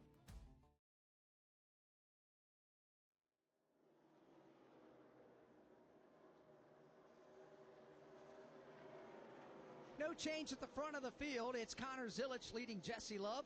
Eric Almirola is third. William Sawalich is fourth. And Brandon Jones is fifth. Looking at the nose of Jesse Love's car, there looks like there's some debris on the nose of that race car. He was challenging Connor Zilisch for the lead a moment ago, but just happened to, out of the corner of my eye, just see something on the nose of that car as he comes across the start-finish line. Dave, is that debris still on Jesse's nose going to one? Well, we're going to have to give it a look here as he powers past it. There is a little bit of something on the left-hand side, driver's side of the air intake for Jesse Love. So Jesse Love, who is running in position number 2, beginning to fade now.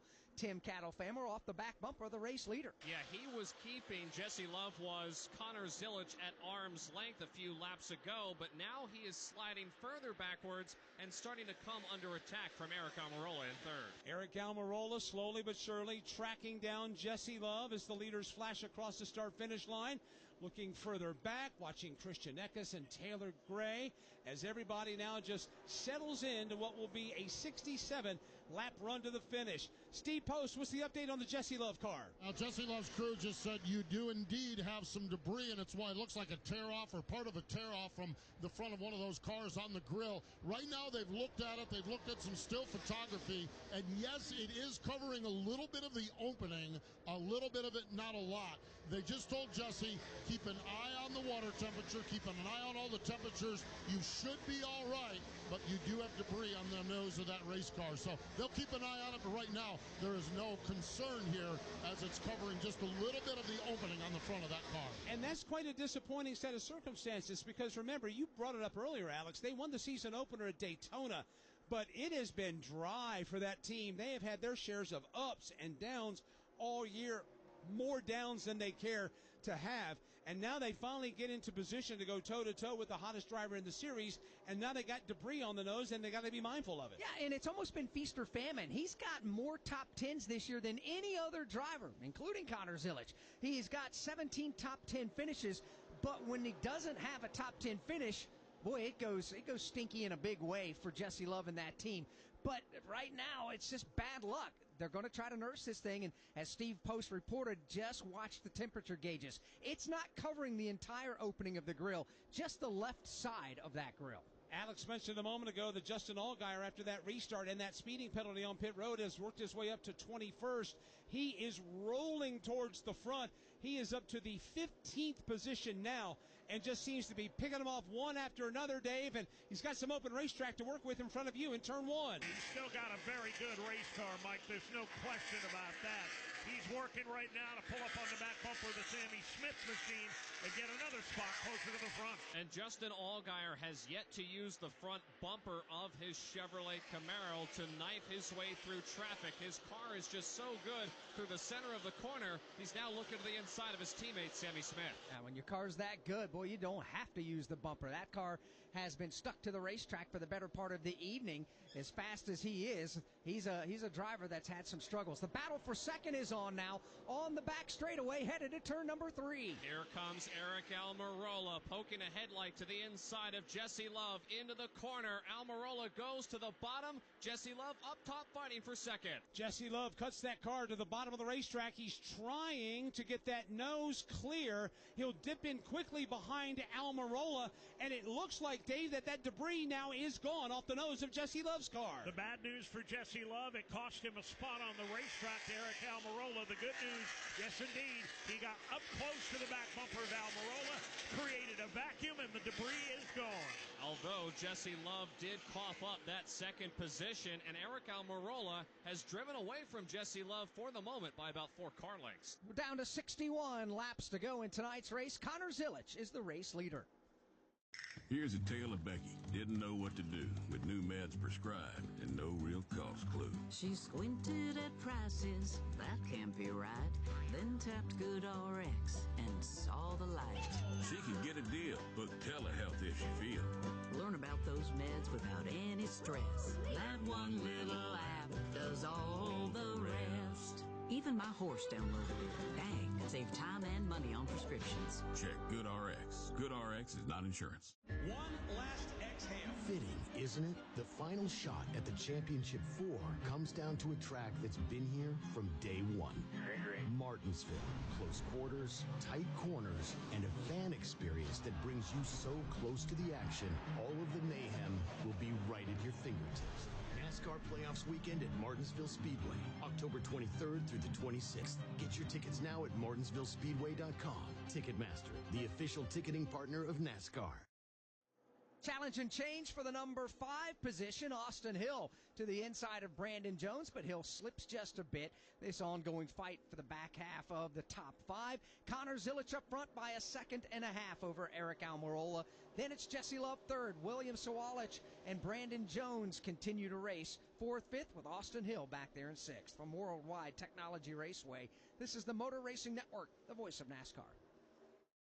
Do you have $10,000 or more in credit card debt? Are you barely getting by making minimum payments? With credit card debt reaching all-time highs, National Debt Relief is letting everyone know about great debt relief options now available to help people with overwhelming credit card debt. These options may reduce a large portion of your credit card debt. Get a free debt relief consultation when you call 800-212-2828. 800-212-2828. That's 800-212-2828.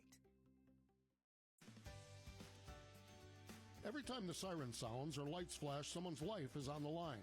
At Wheelan Engineering, we know first responders carry that weight every day. That's why for over 70 years, we've led the emergency warning industry, designing and manufacturing the lights, sirens, and safety systems they trust right here in America. Because when the mission is critical, there's no room for second best. Wheelan Engineering, trusted to protect first responders. This message furnished by the National Association of Broadcasters.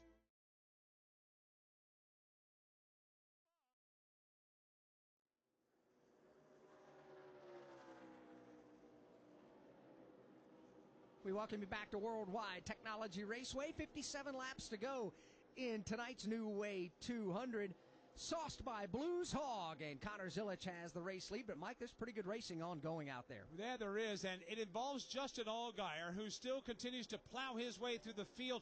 He's been making his way through some lap traffic, and right now Justin Allgaier comes out of turn number 4, and Lil Gator is turned up the wick on Taylor Gray.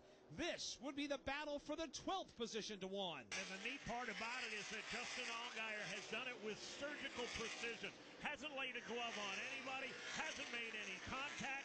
He'll do it again to Taylor Gray down the backstretch. Justin Allgaier now pulls to the left elbow of Taylor Gray, racing down the backstretch for this position. No contest in turn 3. Allgaier will easily take that spot away from Taylor Gray. That'll be the number 12 spot for Justin Allgaier. If you're just joining us, Allgaier had a pit road speeding penalty on the pit stop after he won. Stage number 2 of the race had to restart at the tail end of the field. Before we pick up the action on the track again, let's pause 10 seconds for station identification on the Motor Racing Network.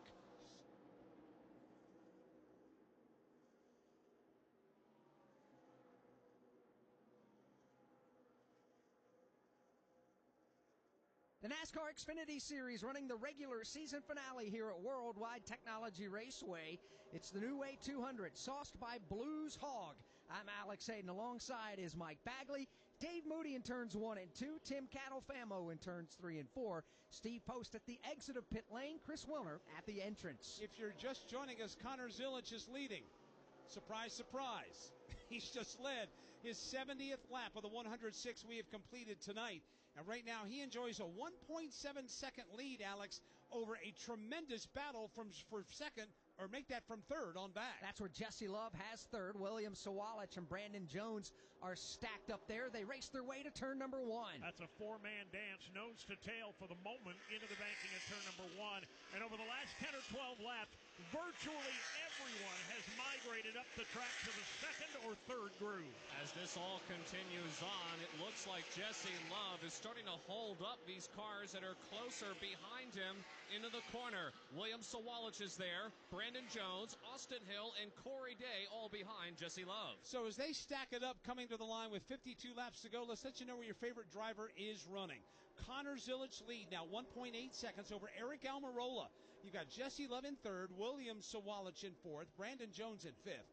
Austin Hill is sixth. Corey Day is having a great run tonight driving for Hendrick. He is in position number 7. Sheldon Creed is 8th. Christian Eckes 9th. And Nick Sanchez round out the top 10. Daniel Hemrick is 11th. Justin Allgaier 12th. 13th is Taylor Gray. Sam Mayer is 14th. Sammy Smith goes 15th. Running 16th is Daniel Dye. 17th is Dean Thompson. 18th is Jeb Burton, 19th Brennan Poole, and 20th is Parker Retzlaff. Trouble on the back straightaway. One car hits the wall, pulls down to the inside of the racetrack. It's Jeb Burton. Jeb Burton trying to race his way into the playoffs, comes to grief off turn number 2 and onto the back straightaway. And Alex, there's a ton of damage to that Chevrolet Camaro. Jeb Burton could have raced his way in via points against his cousin Harrison Burton. He was in front of Harrison and chopped off a few of the points deficit, but boy, oh boy, this has gone south in a big way. Right front is pointing directly perpendicular to the outside wall. A lot of sparks, a lot of flame, and heavy damage down the right side of that race car. And that puts us under caution flag number 3 of the evening. Hey, I hear you think podcasts are all about true crime, huh? Well, wise guy, the iHeartRadio app's got all kinds of podcasts. We got stuff you should know and stuff they don't want you to know. We got Bobby Bones, Big Boy, and Lou Later. We got SpongeBob Binge Pants and Exotic Erotic Story Time. We got Doughboys, Two Dudes in a Kitchen, Green Eggs and Dan. Hey, we got Elf Quest. We got podcasts for everything on the iHeartRadio app for free. If you don't download that, well, that's not just a true crime, my friend. That's criminal. NASCAR history. Petty wins his 200th career NASCAR victory. Told by the people who made that history. President Reagan was there. He got us on the front page, and we got him in the sports page. It was a good trade-off from that standpoint. Motor Racing Network's NASCAR Live presents podcast The Road to Royalty. Jeff Gordon, A Colorful Career, 50 Years of MRN, the 1993 season, Junior's Journey, and more. Search for NASCAR Live on your favorite podcast platform. Jeb Burton just brought his car to pit road, the right front fully engulfed in flames. He brought it to a halt in his pit box. Safety crews immediately on the scene to put out the fire. But Jeb Burton, after making hard contact with the wall in turn number 2, has brought us under the caution flag for the 3rd time. Connor Zilic leads with 50 laps to go. From Worldwide Technology Raceway, this is the Motor Racing Network, the voice of NASCAR. Drivers, start your engines! Your home for the NASCAR Craftsman Truck Series. Green flag goes in the air and we are underway. On the NASCAR Racing Network. 2 by 2 by 2, they're about 10 rows deep of double wide racing. Taylor Gray to the bottom, Nick Sanchez outside, and they're crashing mid-pack. It's the NASCAR Craftsman Truck Series on the NASCAR Racing Network. We are getting ready to crown a champion. Championship weekend is coming back to the desert. Let's get this party started. 4 title races in 3 days means there will be a buzz in the air all weekend long. Whether from the grandstands, the infield experience, or the hillside, this is your chance to witness history and make championship caliber memories for the whole family. NASCAR Championship Weekend at Phoenix Raceway, October 31st through November 2nd. Get your tickets now at PhoenixRaceway.com. Ticketmaster, the official ticketing partner of NASCAR.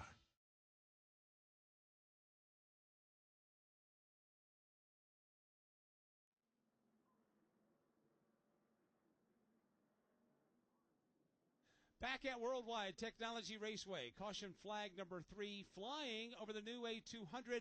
Jeb Burton making hard contact with the wall, damage to the right front. The car caught fire. They're in the process of getting it hooked up to a wrecker. Fire's out. Jeb is out.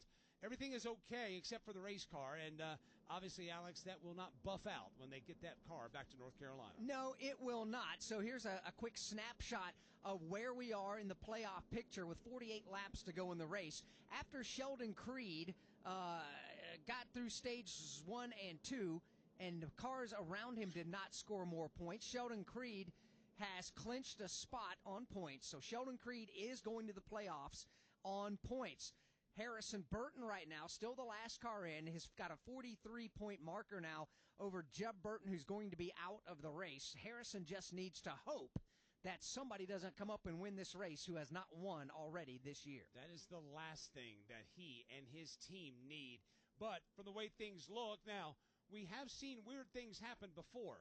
But if this race plays out like it's played so far, it looks like Connor Zilisch will be celebrating win number 9 of the year. However, anything can happen. He's had some competition tonight with Justin Allgaier, with Eric Almirola. Jesse Love has turned the wick up at times, but Connor Zilisch now has led 76 of the 112 laps. We'll find out now with an impending pit stop that still has to be made, perhaps here once they open the pit lane, if Justin Allgaier's pit crew can gain him a couple of positions by being faster than the competition's pit crew and maybe get the opportunity to restart. Keep in mind that a couple of restarts ago, to get the top spot, Justin Allgaier took it 3 wide in turns 1 and 2 on a restart. So he's already proven that he's willing to do just about whatever it takes with a good race car to get to the front. Pit road speeding penalty for Justin Allgaier put him at the back of the pack. But, Alex, I would say we've been relatively clean tonight on pit road. No major penalties that we've gotten wind of. Everybody seems to be doing what they're doing, taking chances to gain spots, either 2 tires or no tires. But as far as mistakes on pit road, execution issues, seems like that pit road and the performances of the teams have gotten a clean bill of health, as it were. Yeah, and there's a lot of pressure down there to perform tonight, especially for those trying to get into the playoffs. And to your point, everybody's been able to do fairly clean pit stops. Just the driver mistake by Justin Allgaier getting caught speeding on the pit lane. You know, tonight's race also marks a milestone for 3 different drivers in tonight's race as they get set for tonight's event. It was Joey Gase making his 300th NASCAR Xfinity Series start tonight. Garrett Smithley, start number 200 for Garrett Smithley. And Parker Retzlaff, start number 100 here in the NASCAR Xfinity Series. Good to see those gentlemen right now celebrating some milestones as their tenure is concerned in the series. We've had a lot of those this year in the Xfinity Series. We've had a lot in the Cup Series, even in the Truck Series. We see these new drivers come in, and they start their first race here or there. Next thing you know, career start 25, 50, 100. In some cases, 350, 400 in the case of the NASCAR Cup Series. I think Ryan Blaney had his 350th start earlier this year. A lot of drivers in 2025 celebrating career milestones. Kenny Wallace has the most Xfinity Series starts all time with 547. Jeff Green, who incidentally celebrating a birthday today. Happy birthday, Jeff Green. He's second on the all-time starts list with 535. Third is Jeremy Clements. And Jeremy Clements, if he races full-time next year, which we anticipate him doing that, should break Kenny Wallace's record there. And Jeremy Clements will go to the top of the all-time Xfinity Series start list. Jason Keller is now 4th on the list. Mike Wallace is tied right now for 5th all-time in Xfinity Series starts with Justin Allgaier. Ah, yes, the pride and joy of Spartanburg, South Carolina. Jeremy Clements posted right now in the 22nd position. Pit road is open, and everybody is going to need some Sunoco Racing fuel to get to the end of this one. So all eyes will be on those fuel fillers as they come to pit road. Pit stops will happen at lap 116. Right now, we've got 45 laps to go, and pit road speed here at Gateway, 40 miles an hour. It looks like it's taking an eternity, a glacial pace, as it were, to get these cars onto pit road. But they're here, and Chris Wilner is there. Fuel window is open, Mike. The pay window is open. Final anticipated stops of the day for Brandon Jones. And I love the adjustments we made. I just need help with front turn, and we should be good. 4 tires, Sunoco Fuel. William Sawalich is in from the top 5. He's complaining about loss of rear grip. They're going to make an adjustment there. Air pressure, that is. 4 tires, the can of Sunoco Fuel is in. And Taylor Gray also said the brake pedal felt long. They're doing 4 tires and fuel. Steve Post. Eric Almirola says, I have a car that can win the race if I was just a little freer down into the corner. One minor adjustment on that car and a good pit stop. Justin Allgaier's in. Jesse Love is in. A great race off from pit road for the second spot. The first spot was Connor Zilisch. He won that race off pit road by a mile. Zilisch still looking for a little bit more lateral grip on that race car. So go figure. A guy's dominating the race and still not happy with his automobile. That's tough. I mean, that's impressive to know that. I mean, let's face it. Isn't that a race car driver's mentality? Doesn't matter how good the car seems to be. There's always a little more out there that you can go get. It's funny hearing drivers over the years, Alex, in-car communication. I mean, the driver is melting down. This car's awful. Worst car you've ever given me. Dude, you're 0.2 faster than everybody else. And then the transmission goes silent. It may not feel good, but on the stopwatch, you're the best of everybody. And you don't have to be perfect in the feeling department, just as long as that speed's there. One of the greatest race car drivers on the planet, Mario Andretti, has always said if you're comfortable behind the wheel of the race car, you're not going fast enough. You got to be a little bit uncomfortable out there to be able to put down the type of laps and the type of pace that you're hoping to do to try to win races. Mario says that, you got to take him for his word on that. Listen, you know what? If he speaks, we listen. And absolutely, Mario Andretti, one of the legends in all of. Did you see a picture of him? I saw some social media. Did he get in a monster truck or something? He was in some kind of. I saw something on social media with him that he tagged it of. Why I've driven everything else. Why not drive this? I was going to say it wouldn't surprise me. It absolutely wouldn't surprise me. And if there was any sort of competition, I would think he would absolutely go out there and try to compete and get the win. Yeah, earlier this week, he actually a day ago, he's put out a tweet. He was in Bigfoot, and he's sitting in there giving a thumbs up, and he says, of course I'll give this a go, but getting inside from underneath is very unnatural. I'm 5'0" and barely fit through the opening. I'm lacking the genetic component to twist my body like a contortionist. Is extraordinary flexibility a rare medical condition with a laughing face? That's so Mario. I love it. I love him. He's fantastic. He really is, and it's great to have him around racetracks often. You know, he'll come around the NASCAR circuit every now and then as well and get a chance to visit with him. He is a true gentleman off the racetrack as well. As we work the caution flag here for the third time tonight in the New Way 200, Connor Zilisch is going to be the race leader. Eric Almirola will be second. Brandon Jones third after pit stops. Jesse Love will be fourth. Austin Hill is fifth. Sheldon Creed sixth. Corey Day seventh and William Sawalich eighth. Christian Eckes ninth and Taylor Gray is 10th. Justin Allgaier will restart 11th. Daniel Hemrick will restart in 12th. Sam Mayer in 13th. 14th is Sammy Smith. Nick Sanchez is 15th with Brennan Poole in 16th. Daniel Dye in 17th. Dean Thompson 18th. Matt DiBenedetto 19th. And Parker Retzloff in 20th. And we'll get the one to go next time by. Here's the rest of the running order. Ryan Sieg in 21st. Jeremy Clements is 22nd. Kyle Sieg is 23rd. Harrison Burton is 24th. Anthony Alfredo is 25th. Ryan Ellis is 26th. Thomas Annunziata is 27th. In running position number 28 out on the racetrack is LeVar Scott. Running 29th is Blaine Perkins. And Nick Lights is 30th. Matt Mills is 31st. Joey Gase is 32nd. Garrett Smithley now. Gase and Smithley are one lap down in 32nd and 33rd. Glenn Reen is 2 laps down in 34th. Jeb Burton is out in 35th. Cole Raz 15 laps off the pace in 36th. Carson Quapple and Jordan Anderson out in the 37th and 38th spots, respectively. The lineup will change, however, from 22nd on back because Jeremy Clements will fall to the tail end of the field. Jeremy got busted for speeding on the pit lane this last pit stop, so Jeremy will give up that track position as the drivers begin to choose what lane to restart in. Dave, there'll be 41 laps to go in tonight's race when they thunder off. Back to you under green. And I guess the question remains, as it has for most, if not all of the evening, Alex, does anybody have anything for Connor Zilisch? Eric Almirola, the wily old veteran, will start to his left elbow here for this restart. We'll see if Almirola's got anything for Connor Zilisch. Well, this is the best shot. I mean, if you're going to get him, you need to get him on a restart. They've tried and tried and tried, Alex, now for races on end. That young man, number one, has the ability to wheel a race car, but he is spectacular on restarts. Yeah, they're hard to, where's a weakness on this young man? That's right. The big key, and that's what the competition constantly looks for. You got to find the weakness in your competition. He does all the little things well. He does not make many mistakes on the pit lane, if any. You got to find the chink in the armor.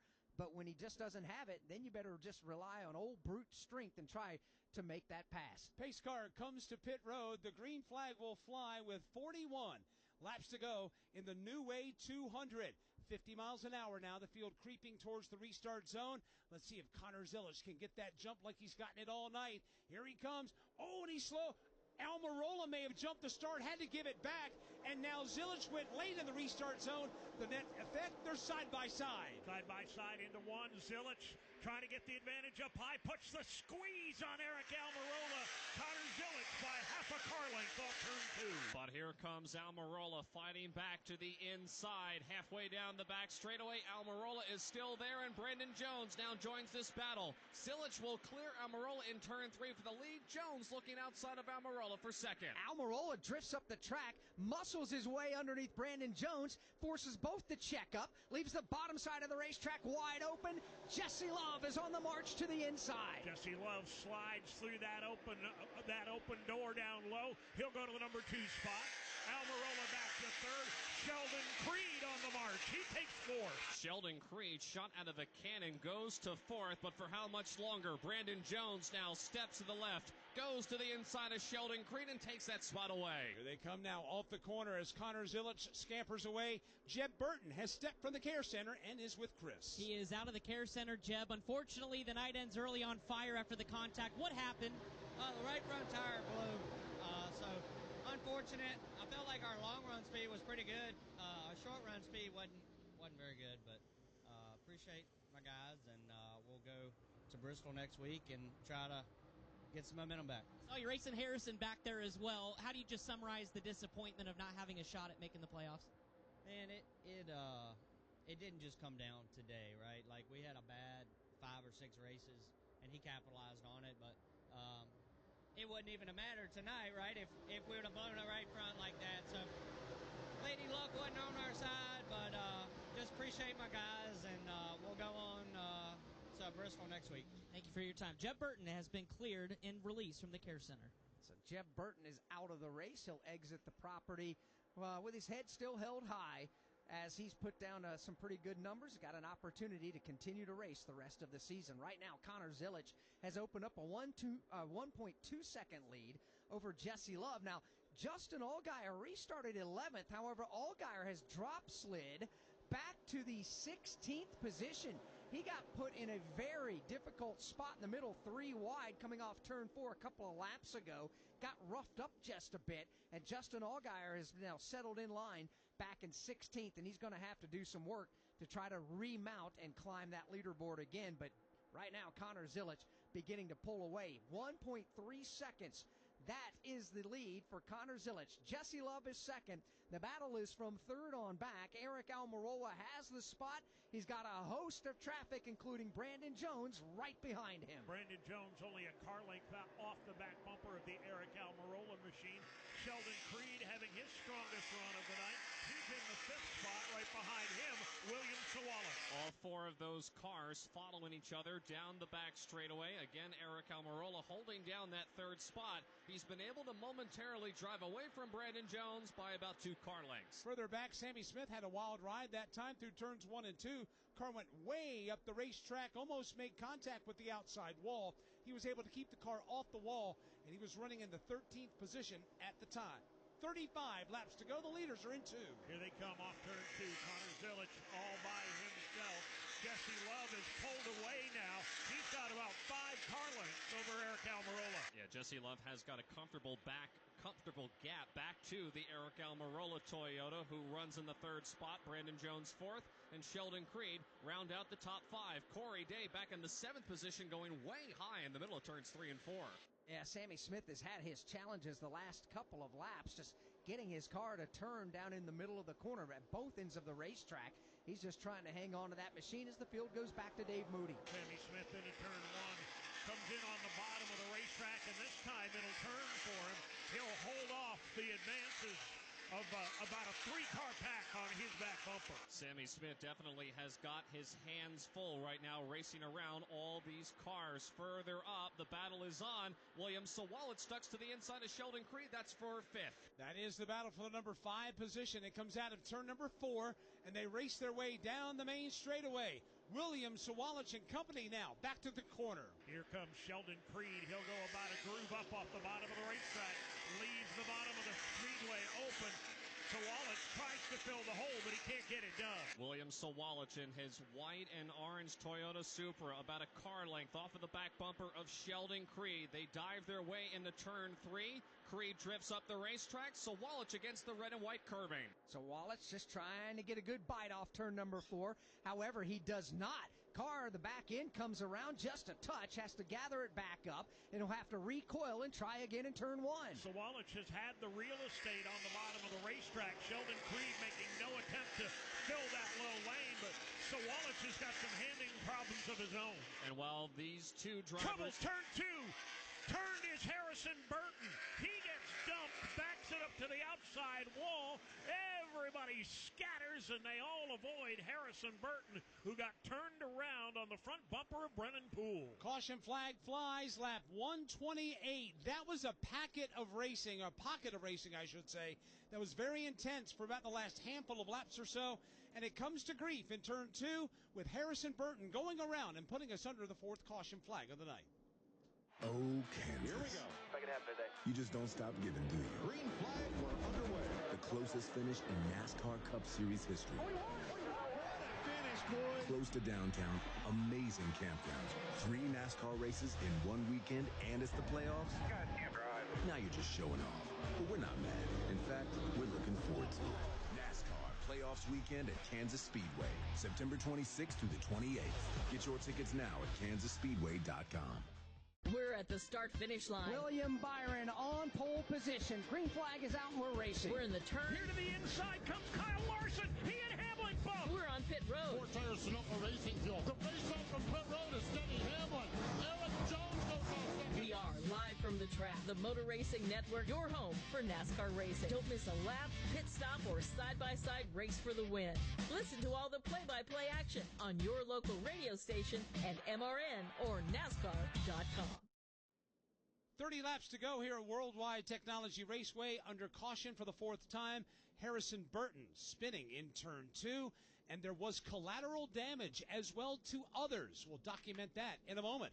From Worldwide Technology Raceway, this is the Motor Racing Network, the voice of NASCAR. Do you have $10,000 or more in credit card debt? Are you barely getting by making minimum payments? With credit card debt reaching all-time highs, National Debt Relief is letting everyone know about great debt relief options now available to help people with overwhelming credit card debt. These options may reduce a large portion of your credit card debt. Get a free debt relief consultation when you call 800-212-2828. 800-212-2828. That's 800-212-2828. Hello? Hey, it's your man tank again. I just talked to the taste buds. We're all worried about you, Tim. What do you mean? I love eating veggies. The crunch, I've never felt better. You sure? I think so. You're really sure? Yeah, man. Seriously. You're not doing this to me, Tim. You're doing this to us. Just rip open some jerky, all right? Jack Link's Beef Jerky. Official meat snack of NASCAR. Feed your wild side. And the Ad Council.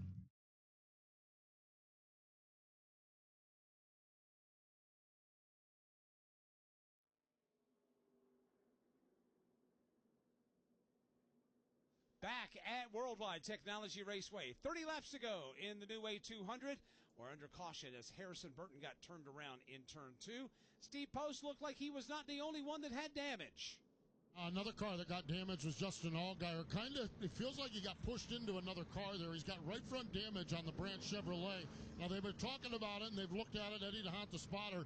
They don't feel like it's down on the tire, and so basically they decided they're going to leave him out because they don't feel they can gain that many spots. Austin Hill is on pit road getting service. He's back down and away, and it looks like Harrison Burton's in front of you, Chris. He is, Steve. They're putting on a pair of scuff tires. They're old, about 4 to 5 lap scuff tires from earlier in the weekend because of the slide in that spin. So Harrison Burton down and away on those scuff tires. Sammy Smith still on pit road. You guys documented it. Had a moment a couple laps before that caution. Well, he came down pit road. The right rear was smoking. Then a burst of flames from underneath that right rear wheel well. So now the crew is looking at the right rear. They've got the hood up on the Pilot Chevrolet. So a bad day has gone worse for Sammy Smith here as he continues to sit on pit road.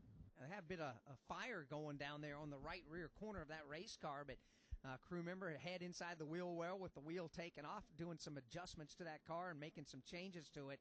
They're going to try to get him back out on the racetrack here, hopefully soon, but the hood, as Chris pointed out, is still up on the race car. Did we see them pouring some power steering fluid in there as well? Looked like they were maybe some brake fluid, some kind of fluid being added to that race car, and the fire's out. The tire's been reattached to the car. Sammy Smith is headed back onto the racetrack. Saw Austin Hill on pit road, a couple of other drivers on pit road there as well. And, with now 28 laps to go, it's going to set up an interesting sprint to the finish. Yeah, it is. With Connor Zilisch, the race leader, is going to have to do a restart again. Jesse Love will be the contender to choose second. We don't know if Jesse will choose the inside lane, go to the front row, or stay behind Zilisch on the outside lane. That is to be determined. Eric Almirola will choose third, Brandon Jones fourth, and Sheldon Creed will choose in position number 5. Find out if anybody's got anything for Connor Zilisch, and stop me if you've heard this before. Zilisch is at the front of the field. Guys, there's a problem on the Sammy Smith car. He was exiting pit road, and right in front of me at the exit of pit road, it started belching smoke. He slowed down dramatically, and now there appears to be, not to be repetitive, but a fire on the right rear corner of the Sammy Smith machine as he works his way down the back straightaway. Chris Wilner, what's the update? And it is the brakes. I just checked in with the team after he left pit road the first time. They had to refill the brake fluid as he lost a bunch of it, and that's what kind of led to the fire as the brakes were hot. Well, now it's happening again. They can't keep the brake fluid in. Sammy said, I can manage it. Let's just get it to the finish. He's been frustrated all night long, and certainly this is mounting that frustration. The crew is ready here at the pit wall to see if they need to refill that brake fluid. Looks like they will this time as Sammy will come down pit road, and they'll go to the attention of the crew. But, Sammy not happy. The crew just trying to salvage this one here at the end, but problems with the brakes on the Junior Motorsports Chevrolet. And not the way Sammy Smith wanted to end his regular season, as we get the one-to-go signal, and drivers will choose again what restart lane they would like for this upcoming restart. That means there'll be 26 to go when the green flag does fly one more time. So Connor Zilisch, Jesse Love, Eric Almirola, Brandon Jones, Sheldon Creed, the top 5. William Sawalich has fallen to 6th. Corey Day is 7th. Christian Eckes will restart 8th, with Sam Mayer 9th, and Daniel Hemrick back in a Colleague Racing Chevrolet. He'll restart in position number 10. 11th on the leaderboard on the restart will be Taylor Gray. 12th will be Justin Allgaier at the choose. Then it was Nick Sanchez 13th, Daniel Dye 14th, Ryan Sieg 15th, Parker Retzlaff 16th, Dean Thompson 17th, Kyle Sieg 18th, Brennan Poole 19th, and Matt DiBenedetto will restart in the 20th spot. Ryan Ellis will restart 21st, Anthony Alfredo in 22nd, Matt Mills in 23rd, Blaine Perkins 24th, Thomas Annunziata in 25th, with Nick Lights in 26th, Austin Hill in 27th, Jeremy Clements in 28th, Harrison Burton 29th, and 30th is LeVar Scott. Those are the cars that are on the lead lap, coming to the restart with 26 laps to go. Off turn number 4 they come. The restart zone is a good 150 yards on the front straightaway. The field now makes their way into the zone. Again, Connor Zilisch waits till very late in the restart zone to punch the throttle. Jesse Love is with him, and there's contact further back. Couple of cars get together. They begin to crash off into turn number 1. They are piloted up. Justin Allgaier gets turned. He gets hammered from behind by Nick Sanchez. Everybody scattering and skipping. One other car gets badly torn up, another Junior Motorsports machine, I should say. That's the Sam Mayer car. The nose has been ripped off. That one, the back end of the Justin Allgaier machine is all torn up. He has driven away, and he is headed for pit road, if not the garage. Caution flag number 5 is flying over the new A200. Alex, something happened on that restart. Somebody got buffeted around mid-pack, and then that set off the chain of reaction that Dave described in turn 1. I think a lot of this had to do with the control car, the race leader, Connor Zilisch, waiting to very late in the restart zone to go, which is totally his prerogative. He has that right to do that. I think the cars behind them were anticipating him getting on the throttle rather quickly. They did not, and that created a domino effect with cars deeper in the field trying to go faster on the restart in anticipation on that jump. But what a mess we had by the time they got down into turn number 1 at Steve Post. Justin Allgaier brings that battered Branch Chevrolet down the pit lane behind Nick Sanchez. Yeah, we talked about earlier he had a little damage. He's got a lot of damage now. The right side of the car is all caved in, damage all the way across the front of that race car. Going to change the tires on the Branch Chevrolet and then take a better look at it. Jim Pullman, the crew chief, taking a look at it. 2 pit boxes in front of him. Nick Sanchez is in. A lot of damage on the nose of it. In fact, the hood is pushed back up. Right side damage as well. Patrick Donahue, the crew chief down here, and they're starting to slow down. Now they're going to bring out some tape, some hammers, and try to put the Nick Sanchez Big Machine Chevy back together as well. But a lot of damage down here with a couple of cars that were running just inside the top 10 on that restart. Well, it all started when Sheldon Creed had a problem coming up to speed on the restart. It looked like he jumped fairly well on the throttle, but Mike, I'm not sure if he missed a shift or something, but that car basically did a nosedive on the outside lane, and he was the 3rd car in line on the outside, and he got hammered in the back bumper by Corey Day, and that set off the trigger of events down in turn number 1. So we're doing roll call here and just trying to figure out who all was involved. Obviously, Justin Allgaier, Sam Mayer, Dean Thompson got a piece, Nick Sanchez, Sheldon Creed, Ryan Sieg, Taylor Gray, and Kyle Sieg all got basically jammed up coming off the end of the front straightaway. It started when Corey Day made heavy contact into the back of Sheldon Creed, and then that got everybody squirrely. Well, in the events of trying to scatter to avoid, Sam Mayer got clipped. He got turned down the racetrack into Justin Allgaier. Allgaier got turned back up onto the racetrack, and then everybody came piling in. What a weird set of circumstances, as if Sheldon Creed missed a shift and then just got packed in the bumper by Corey Day. And the list of cars, 9 of them in total involved in the crash over in turn number 1 with Sheldon Creed. You got Justin Allgaier, Dean Thompson in his 2nd car. This is the backup car for Thompson. Kyle Sieg, Ryan Sieg. You got Sam Mayer, Brennan Poole, Nick Sanchez, Taylor Gray, the drivers involved in the crash in turn number 1. What a mess coming off the end of the front straightaway. And, of course, this is less than 25 laps to go. There are cars that are in. Justin Allgaier's in. Also, Sheldon Creed is in. Creed is missing part of the right rear quarter panel on his car. That happened when he got clipped by Justin Allgaier, and basically the nose of the Creed car is all torn up, and they're just trying to duct tape that thing back together. Yeah, what a mess they had down there on that restart there coming to turn number 1. Dave, what's the cleanup scenario looking like down there? The cars have all been tended to and towed away, and now the Speedy Dry application begins. There's a pretty healthy line of it being set down pretty much where the Sam Mayer machine was pulled away. It has, he took a hard lick, front and rear. Virtually every ounce of coolant and lubricant out of that engine is probably on the racetrack right now, so they've got a little work to do here in turn 1 and 2. Well, they're in the process of applying a beach into turns 1 and 2. The Speedy Dry is being laid down. A lot of fluid laid down there in turns 1 and 2. That application has ceased, and now it's to work that in to basically sop up all that fluid that was put down onto the racetrack. So we are going to be under the caution flag for a few more laps. And the NASCAR Xfinity Series garage beginning to fill up with some wrecked race cars back there. And there's going to be a lot of body parts on these cars taken off here, and will be laying on the ground out there for these race fans who get to go in there when the race is over later on tonight and maybe grab a souvenir or two later on this evening. Big weekend of racing here at Worldwide Technology Raceway. This is just the appetizer, if you will, getting set for tomorrow's main event. The Enjoy Illinois 300, 2 o'clock Eastern Time is the airtime for the Motor Racing Network. NASCAR Live Race Day will get the table set for you again, 2 o'clock Eastern tomorrow for the NASCAR Cup Series. And, of course, once we get that buttoned up, that'll be the end of Race 2 for the NASCAR Cup Series and their playoff quest. Then they'll head to the Bristol Motor Speedway the following week. Then the weekend after that, it's off to New Hampshire. We will cover these cars and Cup cars together next at the Kansas Speedway, as at that point we'll be about halfway through the 2025 playoff landscape here in the world of NASCAR. Let's go to Steve Post. Well, we talked about what happened there. That's Nick Sanchez doing a John Force-style burnout down here. Holy cow, that was impressive. We talked about Sheldon Creed's car slowing. Sheldon radioed in and said, I don't know what happened there. I was going up through the gears, and when I got to third, there was nothing there. So there was nothing in third gear.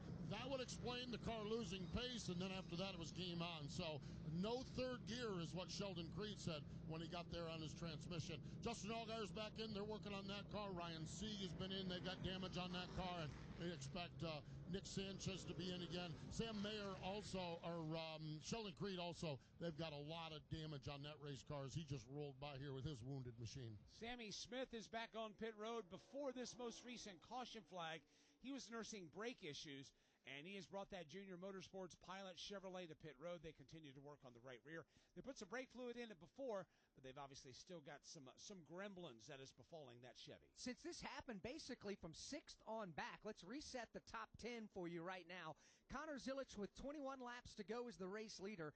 Jesse Love second, Eric Almirola third, Brandon Jones fourth, and William Sawalich is fifth. Christian Eckes is now sixth. Corey Day is up to 7th, and Daniel Hemrick 8th. Daniel Dye is now 9th, and Parker Retzlaff is 10th. Run you down further through the leaderboard there. Matt DiBenedetto is up to 11th. Brennan Poole is 12th. Ryan Ellis is 13th. Anthony Alfredo is 14th, and Blaine Perkins is 15th. Matt Mills is 16th. Thomas Annunziata in 17th. Jeremy Clements is 18th. Ryan Sieg right now is on pit road in 19th, and Dean Thompson is 20th. 21st at the moment is Kyle Sieg. Nick Lights is 22nd. 23rd as there are some pit stops taking place back in the running order. So this is going to jumble up somewhat now as pit lane is open. Lead lap cars, for the most part, are all staying on the racetrack. Those who do not have damage, at least, are staying on the racetrack. So basically from 25th on back right now, it's going to be jumbled up quite a bit as we got cars on the pit lane and some of them still getting some damage control down there. Dave, what is the update on the cleanup in front of you? Clean and green, Michael. We are done. They have done a lot of vacuuming and a lot of jet blowing, and this track is clean and ready to go back to racing. So once we do, over in turns 3 and 4, Tim Cattle-Famo, the much wider end of Worldwide Technology Raceway. What, in your opinion, has been the better line that Connor Zilisch has been running? Well, it really depends on where Connor Zilisch is as far as the track position is concerned. When Zilisch is out front, it really doesn't seem to matter what line he takes. He just gets out front and goes. Now, when Zilisch has been back in traffic, he appears to be pretty quick on the bottom side of the racetrack, but that has not been too often tonight. The question is really going to be for these drivers behind Connor Zilisch. Can they get around him on this restart and be able to keep Connor Zilisch behind them for the duration of this race? That is what everybody is trying to do, get around Connor Zilisch. But the problem is not having a lot good go of it tonight. Right now he comes across the line leading his 102nd of the 140 laps that we have run here tonight at Gateway. In case you missed the news yesterday, just thinking about our brothers and sisters over in the Whelen Modified Tour paddock and garage areas, they were to have run at Riverhead Raceway tonight. However, because of the forecast of continued rain all weekend long, they have postponed the Eddie Partridge 256 to Saturday, October 4th.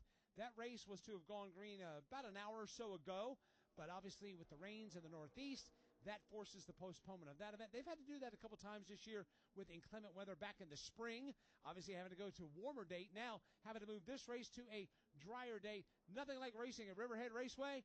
Unfortunately, we'll have to wait for about another month in order to get more racing in. Yeah, that's just part of it. And bit envious of all the rain they're getting up there. We're in a big drought on the coast of North Carolina where I live. We haven't had measurable rain in almost 2 months, it seems like, I think, is what we figured up the other day. So, we're thinking of everybody there, and the NASCAR Wheel and Modified Tour, we'll be able to pick them back up here on MRN when we get to Martinsville Speedway. Let's go to the Care Center and Chris. Sam Mayer's out of the Care Center. Sam, kind of a chain reaction on the restart. Take us through what you saw at the windshield. I didn't see anything, to be honest with you. Just a bunch of smoke. 17 was right in front of me. I didn't want to jack him up, and looks like the 00 was against the fence. So just unfortunate way to end our day, but I'm really proud of these Haas Factory boys. They stuck with me all day long. We were not as fast as Xfinity Mobile, definitely today, but we were kind of trending in the right direction to get there. So just really proud of everybody at Ford Performance, Haas Factory team. Just unfortunate way to end the regular season, but we'll have a nice reset this week. We'll be ready for the playoffs next week. That's Sam Mayer. Positive outlook. Unfortunately, though, his night is over. Yeah, it's a shame for Sam Mayer. Got torn up pretty good, and good news is he's okay after a hard shot with the right front corner of his car into the turn one safer barriers. We've just gotten the 1-to-go signal. 18 laps to go when they come back around to take the green flag. Connor Zilisch has been the driver up front. He's led 103 of 141 laps to this point. Find out right now how hard are they going to race him, because on raw speed and handling alone, doesn't look like anybody's had anything for Zilisch. Plus, there's been some gamesmanship in the restart zone. The last 2 restarts, Connor has gone late in the zone. And to your point, Alex, you said it earlier, and I'll say it again. He is absolutely entitled to that. As long as he goes between the 2 lines, he can choose whenever he decides to go. It is if they get to that second line and he hasn't gone, that's when the green comes out. But he has been going late in the restart zone. Let's see what he does now. That's a privilege of being the race leader in NASCAR on the restarts. Green flag goes in the air. Pretty clean on the restart this time. And again, Jesse Love keeps a fender right there alongside, headed to turn 1. Love is right there with him and looking 3 wide to the inside. They're going to try 3 deep into turn 3. Trying to make the move is Williams Sawalich. They're 3 wide all the way to the backstretch. 3 wide for the second position. Jesse Love has been stuck in the middle as they enter turn 3. It is Eric Almirola that takes the second spot away. Williams Sawalich and Brandon Jones battle side by side for third. Almirola emerges from the pack to take the second spot, and he's on the back bumper of Connor Zilisch. Behind them, Brandon Jones under attack as the caution flag is flying yet again on the racetrack, and it'll be caution flag number 6 of the New Way 200. So things slow down yet again. Don't see any problems on the racetrack. Could very well be debris, as they've already launched some of the AMR safety trucks on the backstretch with so many cars that were involved in that crash a moment ago. No doubt there's been some flapping body parts out there, as they say, on some of these damaged race cars. And it looks like they're going out into turn number 3 right now to try to retrieve that. And the last thing that we need are flapping body parts. And that is indeed what has happened. Debris has been spotted on the racetrack. Yeah, nobody wins with the flapping body parts. There's something right here, actually right on the front straightaway, just shy of the start-finish line is where the debris is. It was hit by a couple of cars out there, so NASCAR had no choice but to put the caution flag out. So this debris basically a couple of different places here on this 1.25 mile racetrack. We work the caution flag for the 6th time tonight. Kyle Larson brings his Chevy Ford Tires Sunoco Racing Fuel. From fueling NASCAR champions on the track for over 20 years to innovating 94 octane, the highest octane on the market. Performance is what Sunoco does. All Sunoco fuel at the pump meets the same top-tier standards as the fuel used in NASCAR. Money stop here for Ryan Blaney. 4 tires with Sunoco fuel. From the track to your tank, you can trust Sunoco to help your vehicle perform at its peak.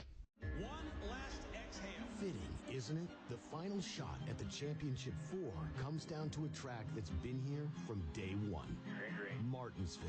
Close quarters, tight corners, and a fan experience that brings you so close to the action, all of the mayhem will be right at your fingertips. NASCAR Playoffs Weekend at Martinsville Speedway, October 23rd through the 26th. Get your tickets now at martinsvillespeedway.com. Ticketmaster, the official ticketing partner of NASCAR. From Worldwide Technology Raceway, this is the Motor Racing Network, the voice of NASCAR. We are getting ready to crown a champion. Championship weekend is coming back to the desert. Let's get this party started. 4 title races in 3 days means there will be a buzz in the air all weekend long. Whether from the grandstands, the infield experience, or the hillside, this is your chance to witness history and make championship-caliber memories for the whole family. NASCAR Championship Weekend at Phoenix Raceway, October 31st through November 2nd. Get your tickets now at PhoenixRaceway.com. Ticketmaster, the official ticketing partner of NASCAR. NASCAR fans, get ready to feel the rush. The official NASCAR Tracks app is your ultimate race day companion. From managing your event tickets to navigating with wayfinding maps, event schedules, and facility info, it's got everything you need to make your experience unforgettable. Ready, green flag, green Bring flag. your headphones and dive into the action like never before with live scanner access. Got a race to win, my man. Listen in on driver and team communications at select NASCAR Tracks. Download NASCAR Tracks now on the Apple App Store or Google Play. This is Austin Hill, and you're listening to the NASCAR Xfinity Series on the Motor Racing Network, the voice of NASCAR.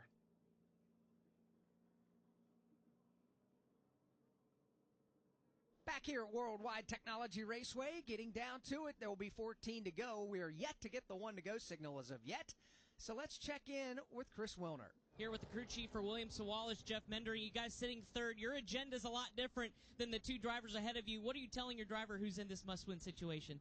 I don't need to tell him a whole lot tonight. He's doing a great job. Everything's coming together for us. Picker's been awesome on pit road. The Sound Gear Toyota's fast. We don't have anything to lose. So he knows that. We've talked about it coming into this race. So it'll be interesting to see what happens here. What have you thought about the night so far, the way that the tires have fallen off? A lot of managing has happened here today. And then, of course, now kind of some starts and stops. Yeah, no, I love this track. It's the first time I've ever been here, and it's really cool, and it's a great race. The tire fall off makes it exciting. I think it's a great race, great track, and I think our team has done a really good job managing it. All right, best of luck. Jeff Mendering, crew chief for Williams Sawalich, in a must-win situation. William going for his first career win, sitting in that third spot. How aggressive will he be? We'll find out here momentarily. It has been a year of disappointment for William Sawalich in the NASCAR Xfinity Series. He's run in the ARCA Menard Series, has had successes over there, even in the ARCA E Series. But when he came into this series in 2025, Alex, a lot of folks thought that, he would get that win and he would be that force. Not necessarily to the extent that Connor Zilisch has been, but a lot of folks were looking, and it's just been challenges. Not necessarily on him. It's just a matter of circumstances that have prevented him from being more of a potent force than what we all thought he would have been. Yeah, he's coming off of his career best finish at Portland International Raceway out in Oregon of second. So, yeah, he's got a little momentum on his side, but I'm in that category of being a little bit surprised that he hasn't had better results than what he's had. It just goes to show that when you climb the ladder in the NASCAR world, it's harder. Every single ladder step that you take. And now at the NASCAR Xfinity Series level, which is the second highest series in NASCAR, it's tough. It's tough to compete out here and to run at the front of the field. And when you get behind and don't have the success that you anticipate having, sometimes that can be a mental problem too, and really start weighing on your mind, knowing that you get better results than what you're actually getting.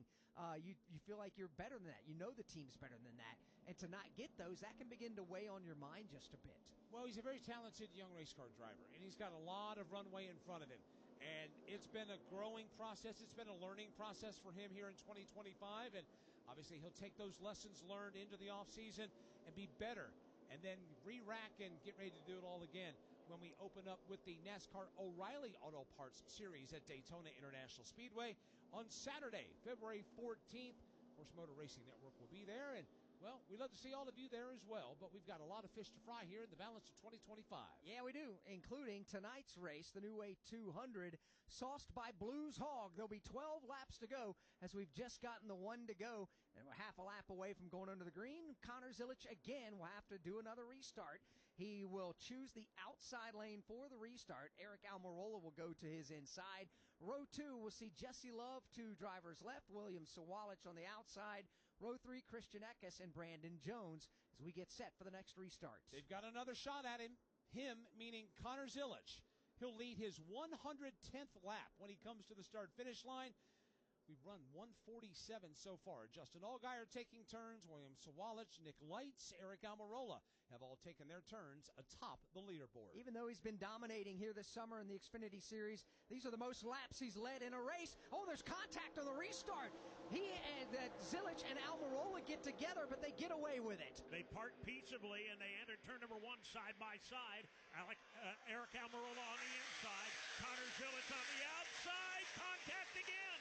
Nearly Zilich into the wall, and they're 3 wide for the lead. Almirola now stuck in the middle. Jesse Love to the inside of Almirola, and William Sawalich goes around both of them and takes the second spot away. It is a scrum from second on back after contact on the restart between Zilich and Eric Almirola. Almirola got booted back almost outside of the top 5. Here they come now, 3 wide for third. Everybody in hot pursuit of Connor Zilich. Down the front straightaway and into turn number 1. Zilich gets away by 3 car lengths.